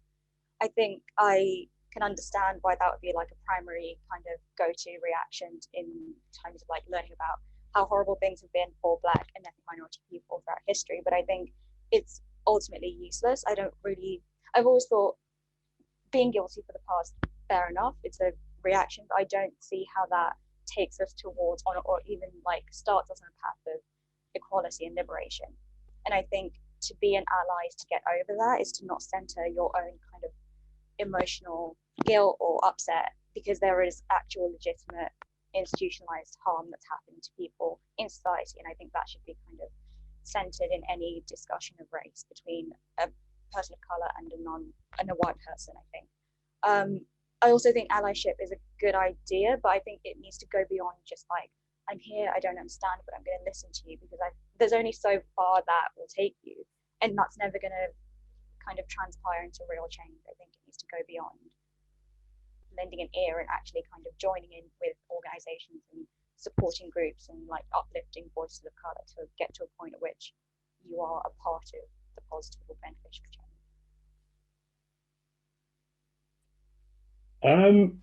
Yeah, I'd just say you're probably asking the wrong person. I mean, I write about Black radical politics, which is, essentially says that, look, allyship's a good idea. It's a nice idea, but we can't be waiting to get everybody on board. Like, these issues are life and death.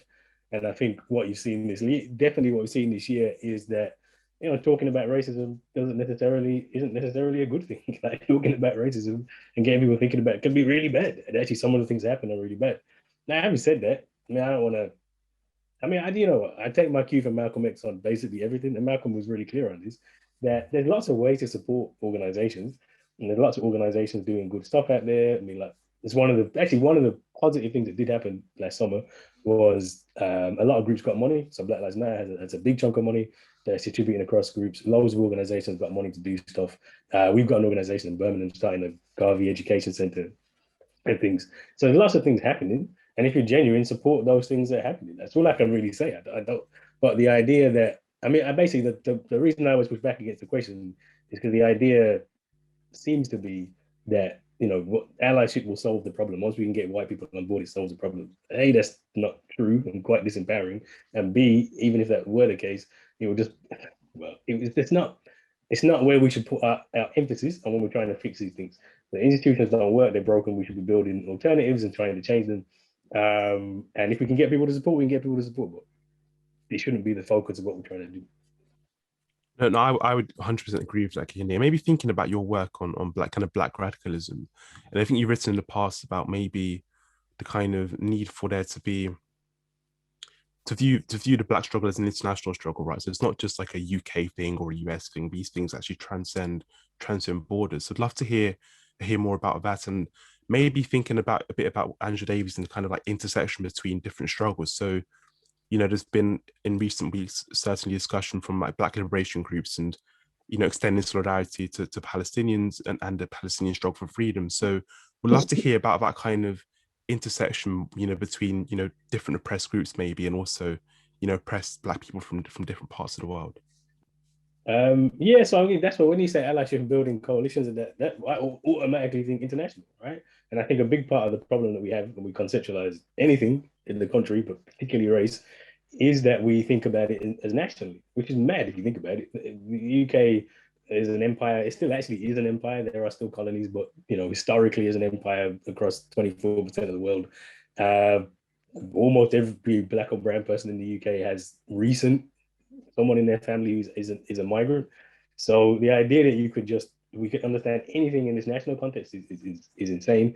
As is the idea that, therefore, that the way that we overcome this is to build and get allies in Britain. It seems like a really odd way to deal with this. The problem of racism is a global problem. In fact, in my new book, I have to publicize, which is behind me. This is kind of the whole point of the book, right? There's no way to understand racism in a British level or an American level. It's a global system. And so when I'm thinking about how do we build organizations and collaborations, it is internationalism. And it is saying, actually, anti-Black racism is a feature across the world. The way that we build and connect and make movements that we're thinking about is saying, well, let's build in the Caribbean, let's connect to Africa, let's connect to the American struggle. That's the broad coalition that we want to get, because well, I mean, for lots of reasons. I mean, the simplest reason is that if you think about a concept like Blackness and why it's inherently radical, is that it says, well, look, if we accept that all people who are Black are in a have some connection to each other, and we are responsible to each other, and that means we have to be responsible to the least of us, and the least of us are not in the United Kingdom or in America. In fact, the least of us are I mean, I was in Nigeria a couple of years ago before COVID. I didn't even know. COVID's messed with my years, so I don't know exactly what it was, but before COVID, and the conditions unimaginable, like literally unimaginable. That's the least of us. So we should be building a politics that deals with those conditions. That takes us away from the representation argument, which, I mean, look, there should be more black professors, but if there was lots more black professors, would the world be a better place? Probably not, right? What we should be doing is saying, well, how are we ending this extreme poverty and by 2050, the estimates are that 90% of all people in extreme poverty will be in so-called sub-Saharan Africa. So it's a radical step to say, actually, that's the coalition we should be thinking about. Now, really importantly, when you do that and start looking internationally, then that completely opens up how you think about the rest of the world. So Israel-Palestine is a good example. I only know anything about that issue because of black radical politics. Because black radical politics says, look, we understand anti-black racism, but then once you understand that, you understand how racism impacts across the globe. And therefore you have to have connections to lots of different groups and lots of oppressed groups. And it also has to be intersectional, right? Because the oppression that we face is definitely intersectional, and it requires all of us to come together and mobilize. So yeah, black radical position is really important in just really changing the nature of these conversations, and then saying, well, actually changing what it is that we do, how we interact in the world, and what the project actually is. Yeah, I just want to jump in. Sorry, I think like following off of what you were saying, Kehinde, it's quite interesting from my perspective of like how I've come to learn about Black radicalism and Black history, because from how I've always known it, Black liberation movements have always been tied to a wider global liberation movement or a wider decolonial movement. It's never been just like a isolated Black fight for freedom. It's always been so, for example, during apartheid, Nelson Mandela was really, really vocal in support of Palestinian freedom. Same as in the Zimbabwean struggle. And like a lot of these movements they've never been isolated or individual. It's always been connected to a wider kind of global project of decoloniality. And I think that just shows that the center of all of these issues is the exact same thing, which is like the ongoing repercussions of like colonialism as a system. It's never isolated incidents, but it's like one big historical event that continues to shape much of the world in the same way, under the same system, essentially. Yeah, no, I would definitely agree. I think my kind of understanding of Black liberation is that it has always been tied to these kind of wider movements. And I think the most important thing for us to do is to kind of view oppression through this kind of internationalist lens. By the way, if you do have any questions, please feel free to kind of pop them into the chat box or raise your questions at any point. But I wanted to ask Kehinde and Tadiwa about kind of like the last year again, and something else that's kind of emerged over the last year, I think, is this focus on diversifying, electoral politics and hoping that's the way we can move forward. And that's part of what's next of Black Lives Matter. Well, actually, we need, more Black representatives. And that's something we grappled with in my room, and it's something I grappled with in my research, and the kind of role of minorities in politics. And, in the UK, we have a relatively diverse conservative government. We have, Rishi Sunak and Priti Patel, they occupy two of the great offices of state. And, we have a relatively diverse Labour Party, but still there is obviously really high levels of underrepresentation. And, I'm actually questioning how important it is to kind of have district representatives when you have, Priti Patel, who is a minority. Actually, her politics and her policies are, policies that are repressive for minoritized communities. So when we think about, electoral politics, and actually we've spoken about maybe the regression in progress over the last year, is this being actually exacerbated by representational politics? What we are seeing is focus on diversifying, cosmetically at least, these deliberative bodies, and we aren't seeing this kind of diversity of force, if you like, and these minoritized politicians are actually advocating for policies which are regressive for minority communities. I'd just say Kemi Badenoch. I don't think I have to say anything else, right? I mean, like, our equalities minister is Kemi Badenoch. I mean, and I watched her performance defending the Stewart report, and it was horrendous. I mean, honestly, and they said the Conservatives may have more Black MPs. I'm not sure. There's certainly more high-profile Black MPs in the Conservative Party. It's just not no, just not. And also historically, this is really important. But actually, the administration of the British Empire was incredibly diverse. Like, the majority of the Indian army, the British army in India was Indian people, right? Like the administrators, a lot of them were Indian. The administrators in Africa were African. Like there's always been this kind of middle management level of diversity. So it's not really even that new that you would have representatives at some level. You know, now there's more of us here, etc. You kind of expect that. And this is one of the key mechanisms of neocolonialism, because I absolutely guarantee you a white person could not have fronted the Sewell report, would not ever have happened. A white equalities minister could not stand up in the House of Commons and say the things that she said. Absolutely could never have happened. And so it's actually, this black people are being, I'm not saying being used, I think they generally believe this stuff for whatever reason. You could make the discussions, but certainly the fact that we have people like Priti Patel and this immigration policy, again, not a coincidence that you have the most racist immigration policy and the most diverse cabinet. It really is being used to justify it. And you hear them say it. And it's really ironic. I get accused of identity politics all the time, which identity politics is fine. All politics is identity politics. But if you actually look at who is using, like, I am black and therefore you should listen to me, it isn't me, it's the conservatives. I mean, it really is the right wing. I'm black, so you should listen to me. They have no other credential for any of this stuff other than being black and brown and saying really racist things. And so, yeah, it's a really problematic feature. And it does show us the limits of trying to seek representation, because, yeah, there's no reason to expect that because black people have made it into a position of like MP or professor or whatever, that they're going to be for anti-racism. Just none at all.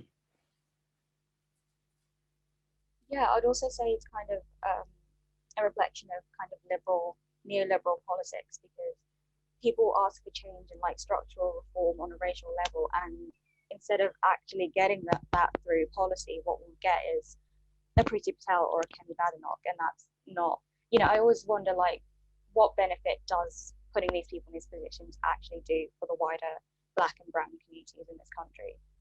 And I don't know that it's worth having a figurehead person. I don't know that it's worth being able to say we've got the first ever black equality minister or the first ever Asian Home Secretary. I don't know that it's worth it when you look at the damage and the violence that's being practiced by those same people on black and brown people at large. Yeah, I think I just think it's not ever going to be a good thing, because inherently those people they're never even focusing on benefiting themselves. They're working as agents of white supremacy and of a neoliberal government that does not have racial equality or change at its core. So yeah, it's this kind of notion of racial gatekeeping, right? So, you know, Priti Patel, Kehinde Andrews, they can advocate for racial repressive policies and not be questioned because they are actually people of color. So it actually gives these policies far more weight because they've been fronted by a person of color. So when Kehinde Andrews attacks an academic kind of school of thought and critical race theory, that's very powerful because she is a black woman. So she's speaking out against this and saying it's repressive. You know, it carries a lot more weight. We actually have some questions in the chat box. I'm gonna head to the questions. You have a question from Peter. Peter, do you want to ask your question, or should I read it out for you? You may as well chip in here. No, I suppose my question is about sort of the sort of long-term impact of sort of protest and direct action, and I think a lot of the speakers have talked about the sort of current year. I think it's really disappointing, you know, what has happened. But I wonder if the long-term significance of these kind of actions actually is in terms of, one is, I think, it's kind of cliched word of kind of empowerment. It does actually, that kind of triggers something off, that actually people know that they've actually done something, and that actually is a source of, you know, possible change in the future.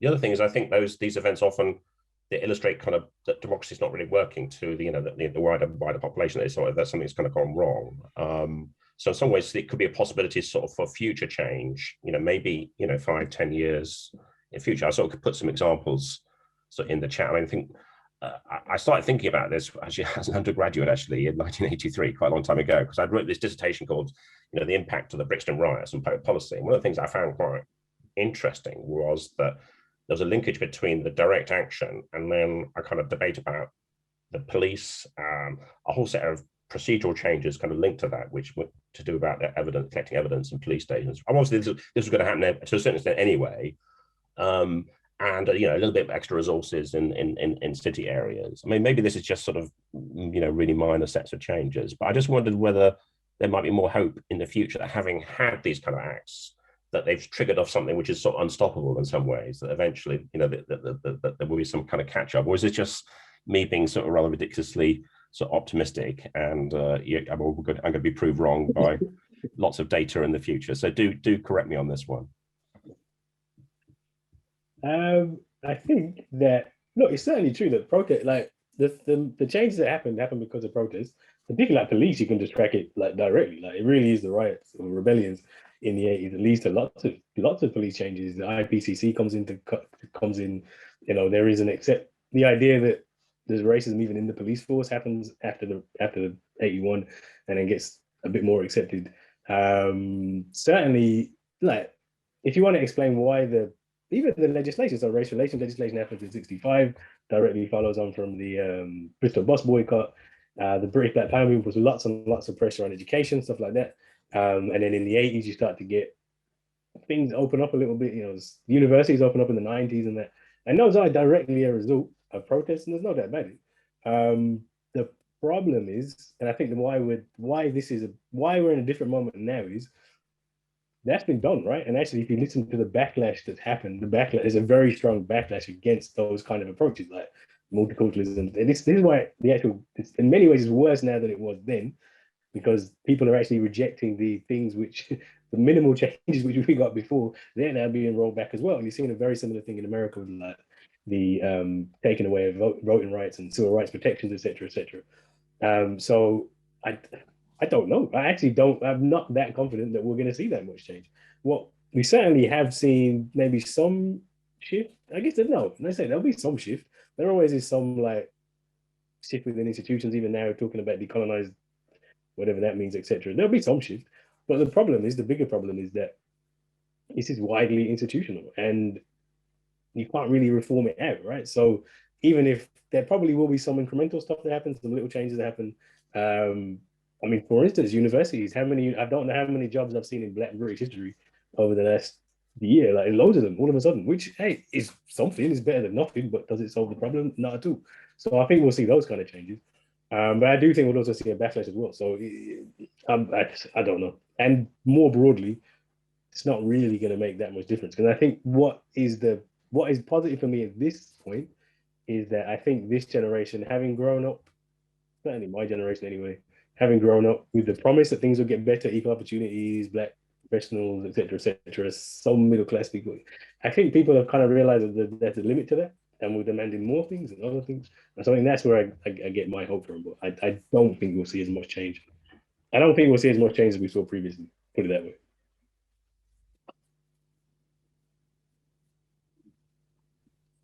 Thank you. That was a really good answer. I was sort of vaguely expecting that, but I'm glad you sort of engage that period in the 80s and you know that protests actually can actually do something. And sometimes it's a question of one step forward and then sometimes two steps back and then one step forward again. But yeah. You know, I'm not a professor. Like without those protests, there's no way I'm sitting here as a professor without those protests. This doesn't happen, right? So it's not like that didn't achieve anything. They definitely achieved something. Yeah. And the question is, what were the limits of what was achieved, right? And in many ways, my argument is that at the same time, the British Black Power movement was largely about the alternatives and different spaces. And what we actually did was we kind of neglected those spaces to see how much can we shift to the mainstream. And maybe we should have just focused on those spaces because the mainstream is always going to be the mainstream.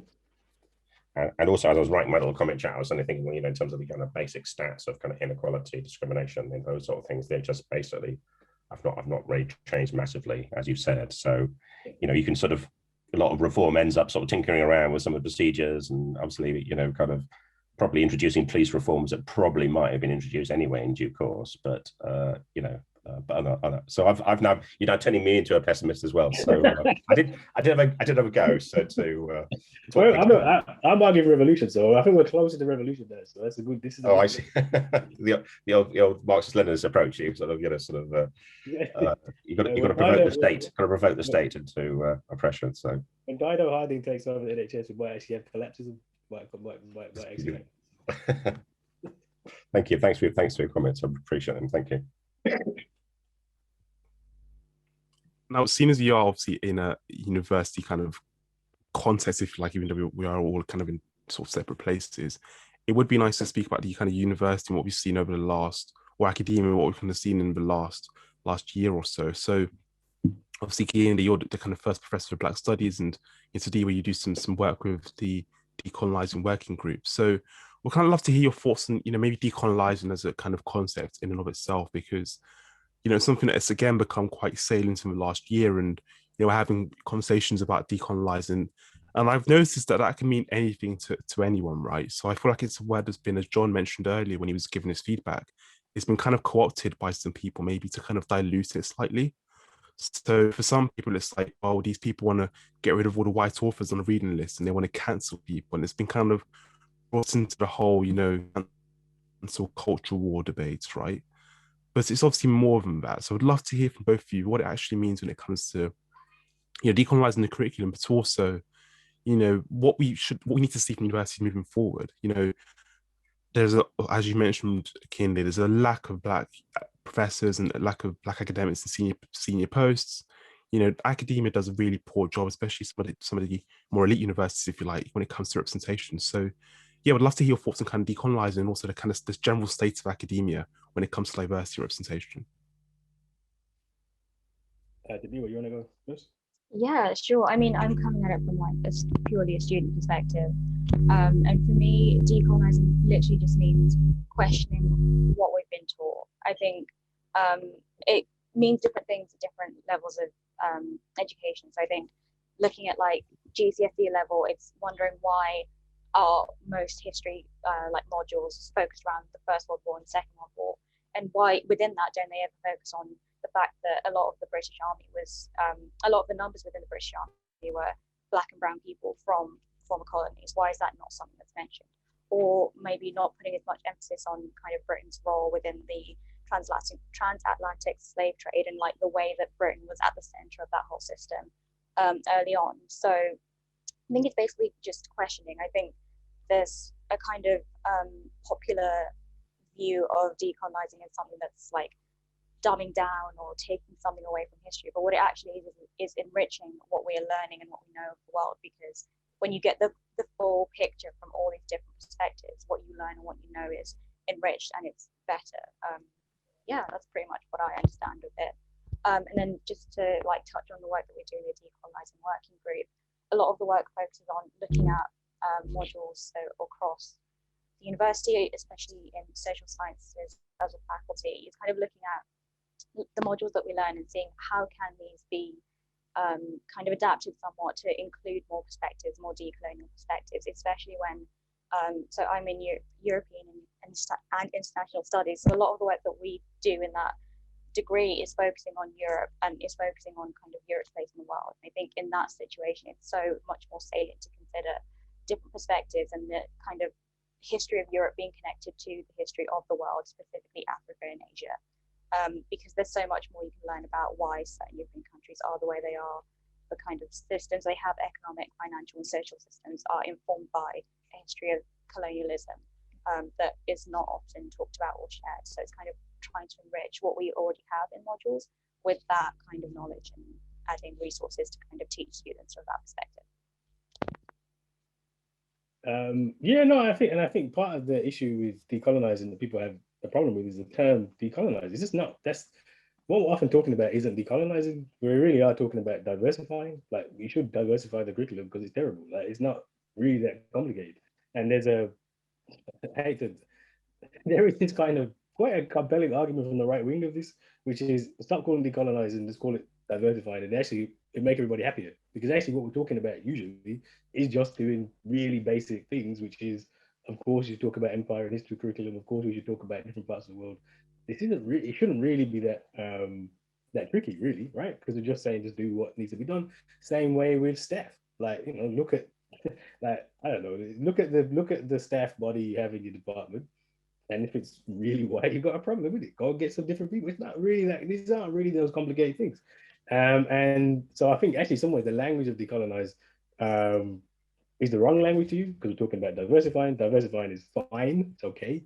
But you know, if we are seriously talking about decolonizing, then that means having a completely new focus of knowledge. And actually, before I wrote this book, I would usually have said that, like, you know, the dead white men, we should kind of keep them, we can teach them. Actually, having read loads of Immanuel Kant, I would actually say, you don't really need Immanuel Kant. Are you just taking him off? Like, it's actually damaging your brain reading some of this stuff. So if you want to be true decolonizing, then actually, yeah, let's just dash away some of this. It really isn't that helpful. Like, I went by most of my life and most of my formative life without reading too much of the Enlightenment. I read it and it hasn't changed my life in any way, meaningful way. I think I'm better off for not reading it. So if we are talking about decolonizing, then we are saying, well, actually, we have to go back from the start and say, well, just the building blocks of the knowledge that we have is white supremacy, is deeply problematic, and we should just start again. Which does mean thinking how you teach everything differently. And what we really shouldn't be doing is just saying, well, let's add a bit in, let's add a bit of this history stuff in. You know, how is it that today I went through my entire school and university career, I don't think I ever heard the word empire once. And I think most children are going to have that same experience who are born today. And that's insane, right? When empire is what makes Britain Britain, like this is literally Britain, but we don't talk about it. So yeah, you'd have to I mean, if I was going to say, honestly, you should start from the start, do it all again. But the reality is that's actually not what we're doing in these movements in this moment now. What we're trying to do is diversify. And that's a lot less controversial, I think. Sometimes, and actually, if you sell, and that's actually how you usually sell things, if you push the more harder edge, let's get rid of everything, it'll make it a lot more palatable just to have the diversity project. I mean, I do think that, Yeah, I think sorry, go ahead. No, so you go ahead, Tadiwa. Yeah, I was just saying, I think that even if we were kind of to relabel it diversifying, I still feel like there'll be the same pushback. I think it's obviously in the context of like the last year and a bit and kind of the cultural situation where there's certain words that are now kind of not dog whistle as such, but they're kind of words that people have this really visceral reaction to regardless of the actual intent or like meaning of the word. And I think diversifying is one of those. So I think it might as well be the most, you know, it doesn't really matter if you turn it down, because I feel like certain groups of people, certain subsections of society will still have that negative reaction to it regardless. Yeah, probably. No, you're right. I mean, the words probably don't make any difference. No, I would agree with Tadiwa there as well. I think there will naturally be a pushback because my understanding of what we mean when we say decolonize the curriculum is also an interrogation of what's being learned and how it's being taught. So we often think about incorporating or thinking about empire when you comes to like history and these sorts of things. And there is a pushback whenever we mention empire. It's kind of like, you know, why we mentioned empire, it was so long ago, etc., etc. And actually, no, you know, empire, you know, profoundly shapes Britain to this day. So it's important that we do engage with it from a critical perspective. And actually, you know, we were like, you know, kind of in academia, or, you know, we're in the university space, we're encouraged to think critically. But yet when we are trying to engage with empire in a critical way and actually incorporate it into what's been taught already, there's this massive pushback, which I find quite ironic. But I do think even if we did call it diversifying, there would still be a pushback just because of what we actually mean. We're trying to kind of upset the status quo, if you like, to some extent anyway. And, you know, I think the same things happens with like other slogans and other phrases that have been used over the last year. So like defund the police, I remember the kind of Barack Obama pushback wasn't that like, it wasn't necessarily a complete and utter refute of what the notion of defund the police means. So maybe redirecting funds to other public services, but it was actually the idea that this slogan puts people off. So no matter how we frame these ideas, I think there's just natural pushback sometimes. And actually we need to focus less on the kind of framing and like, should we frame it this way or that way? And actually, you know, as long as we push these ideas, if some people are happy with them, you know, they will, you know, be happy with them. But it's not about pleasing people. It's actually just about, you know, pushing these ideas. We have a question from Julian for Tadiwa and Kehinde, and it's isn't the visible and demonstrable lack of progress on issues where there is, or at least was, overwhelming public support an example of the fostering of ambivalence that Michael mentioned earlier? I'm thinking in particular around the painfully slow progress around Grenfell and the compensation of a Windrush scandal. Okay, I'll just go first. I think like the first thing that I thought when I saw that question was, it's kind of, we're in a really weird moment now where protest doesn't necessarily act as a catalyst for action for the government, which I think is quite bizarre, because I mean, you'd expect that, like with the protest, you'd expect there would have been some sort of push or some sort of appeasement from the government, and there hasn't been that at all. In fact, there's been a kind of backwards movement where they've like doubled down on a lot of things. And I do think that kind of represents maybe that the government isn't phased, or kind of just their lack of attention or care towards anti-blackness and racism in society. But yeah. Yeah, the government don't care. Like, this is the thing you have to remember, is that like anti-blackness is a proper feature of the way that the government runs, and so they just don't care. Like, they're actually building schools with this cladding on. I mean, it's insane. If you think about how many people live, it's not even just black and brown people, just poor people more generally live with this cladding, which is, we know, is really, really dangerous, and the government's just like, and it gets away with it. And this is the big problem, is that, and I think this is something that we have to consider ourselves in terms of movements, and that is, there's a lot of pressure put on for a short period of time, and then this dissipates, right? So then why is the government going to listen? Same with Windrush. It was a big thing, and now it's not really a big thing. So they just don't, they can get away with not doing anything. And I think that's why, actually, thinking about the 80s is a really instructive moment, because even though there were less people on the streets in the 80s, those rebellions in Brixton and Handsworth, they were so, I mean, you had to respond. The government had to respond because things got destroyed, like things that you could not respond because there was such a lot of people, right? And in that and because of that, that put a lot more pressure on. And actually, if you look in the States as well, it's the same. Like, the civil rights protests were important, but you can literally track, when do you get 68, you get Affordable Housing Act, which is directly after the 68 rights because of King. Now, I'm not saying I want to stress that, I'm not saying you should go and start burning things, but it is a reminder that if there's not a substantive pressure put on the government, if it's just momentarily sporadic. I mean, the Iraq War, they had most people walking the street ever. What happened? They still went to the war, right? Because actually, street protest isn't, and has never really been, the effective way to get the government to do something. Because you have to put continuous pressure on the government to do something. Otherwise, the government won't do anything about things. And one of the other things that we did, we should have learned from the past, and this is why in the past, like that power movement, they often called it self-help.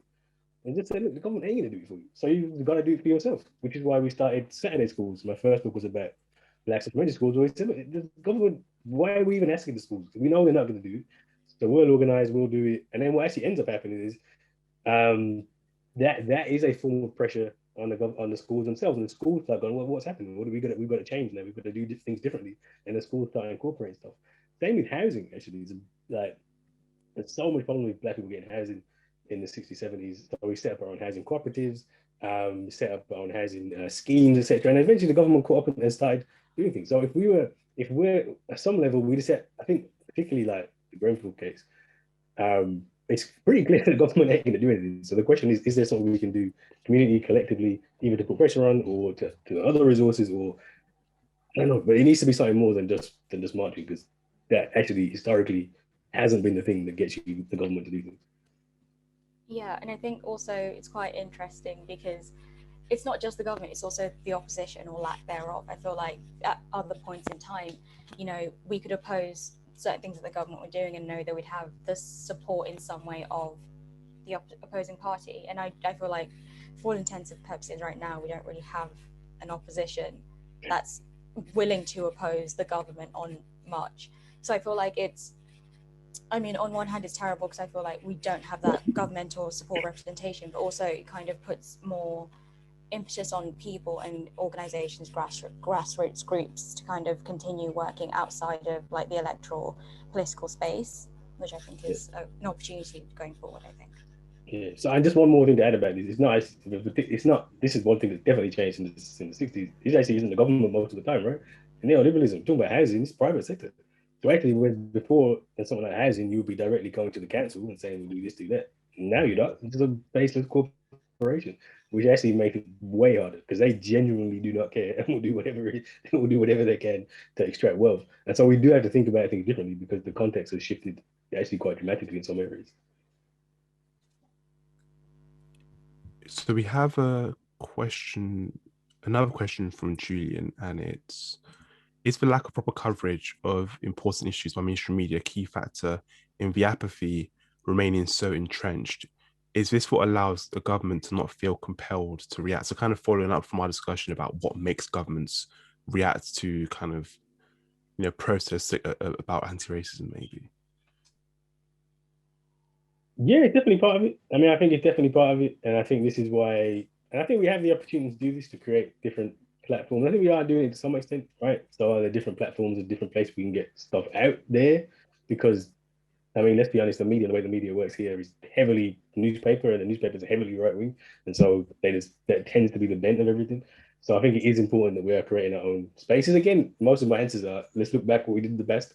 And we really did have a much better circulation of, like, even though it's easier now to do stuff, we actually had a better circulation of Black-owned newspapers, media, etc. And one of the things we actually started is Make It Plain, as part of the Rambi Organization of Black Unity, which the aim is to say, well, actually, let's get different stories out there so we can put our own pressure on stuff. But certainly the media is a big part of it. But I think that we've the big difference. I think I know this is before my time, so I'm kind of looking back as to what people have said, etc., and how I kind of remember how my post memory of this is that we didn't expect the government to do things, and therefore we did them. And now I think we expect the government to do things, and they don't do them, and then we get mad. And maybe we just need to stop expecting the government to do certain things, because the evidence suggests they ain't going to do it, right? And that's a shift for us to do. I think, how can we then do things and build things different? Yeah, I mean, I would just say that it's quite interesting, because if you were to watch the news every day, like 24 hours, 7 days a week, it's not representative of the real issues that some people are going through. And I guess neither is social media, but I think it's just about kind of going out of your way to do the work yourself. Like, don't expect the news to show you the entirety or the kind of totality of an issue. I think it's more important to kind of not divest from that, but to work independently and investigate things independently to understand what's going on in the world. Because I feel like, especially with the bias of the news and newspapers, you were never going to get a full sort of what's going on in the country from looking at that ever. I guess now it's something that more people are aware of, but it's always been that way, especially, and it's always skewed to kind of coddle or support the conservatives and the right-wing political sphere, I guess. So you just have to do it yourself. That would be what I would tell people, just do it yourself, because there's a lot of resources now more than ever to actually just find out what's going on in the world. Yeah, what I would add to that as well is I do think the kind of lack of opposition the government faces kind of really well reflected in the media, because we do have this kind of like right-wing media who are happy to back up anything, or they're happy to feed into this culture war, which is framing, Black Lives Matter protests as attacking British culture, attacking British history. The media are happy to feed into this while also kind of backing the notion that institutional racism doesn't actually exist. So I think there's a lack of opposition both in the Labour Party, who have made, I think in the last few weeks, a rhetorical commitment to tackling structural racism, whatever that means. Practically speaking, we don't know yet, but they've made this kind of rhetorical commitment, and they haven't actually probably done enough in the last year or so to push back against the government. But also the media kind of reaffirming this culture war and framing Black Lives Matter protesters as, tearing down British statues and, wanting to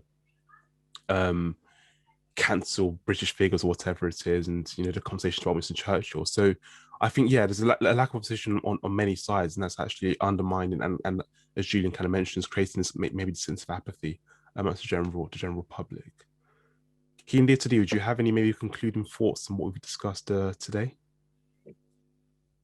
Yeah, I've got like two quick things to say, which is activism and solidarity is not transactional relationship. I think if your activism and your support for a cause is rooted in wanting to get something out of it, that's immediately the wrong sort of frame to look at. I think if you center wanting structural change, freedom and liberation for the people who are suffering under an oppressive system is the best way forward.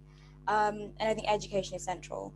It could be reading a book, it could be watching a video, listening to actual voices from those marginalized communities. I think educating yourself and listening to what people have to say is a great way of learning about the world and about issues, and also kind of being part of a positive change. Yeah, I would just say, well, I'd say, like I said, like, I'm not pessimistic whatsoever. Like, the solution to all of these problems has always been organizing, creating different alternatives, putting pressure, like really having to put a lot of pressure from the outside to shift things on the inside. And I think that the moment where that's more possible now than it has been for the last 40 years. And that's where I think we should keep the pressure. I think the last year has shown us we can't really rely on the government or all these white institutions to do much else. So we really have to make efforts ourselves to do the work that's necessary, I think. Fantastic. So I think that's it. It's nearly 5 o'clock now, so it would be nice to wrap up now, I think. So thank you all for coming. It's been an absolute pleasure kind of holding this event today. And yeah, thank you to our two speakers on the kind of closing panel, Kehinde and Tadiwa. We really appreciate your contributions, and thank you all for attending. We've had I think a really kind of fascinating discussion for the last 3 hours or so, from the opening panel with Gargi, Vanessa and Halima to kind of the closing panel now with Kehinde and Tadiwa. So thank you all for coming, and enjoy the rest of your days.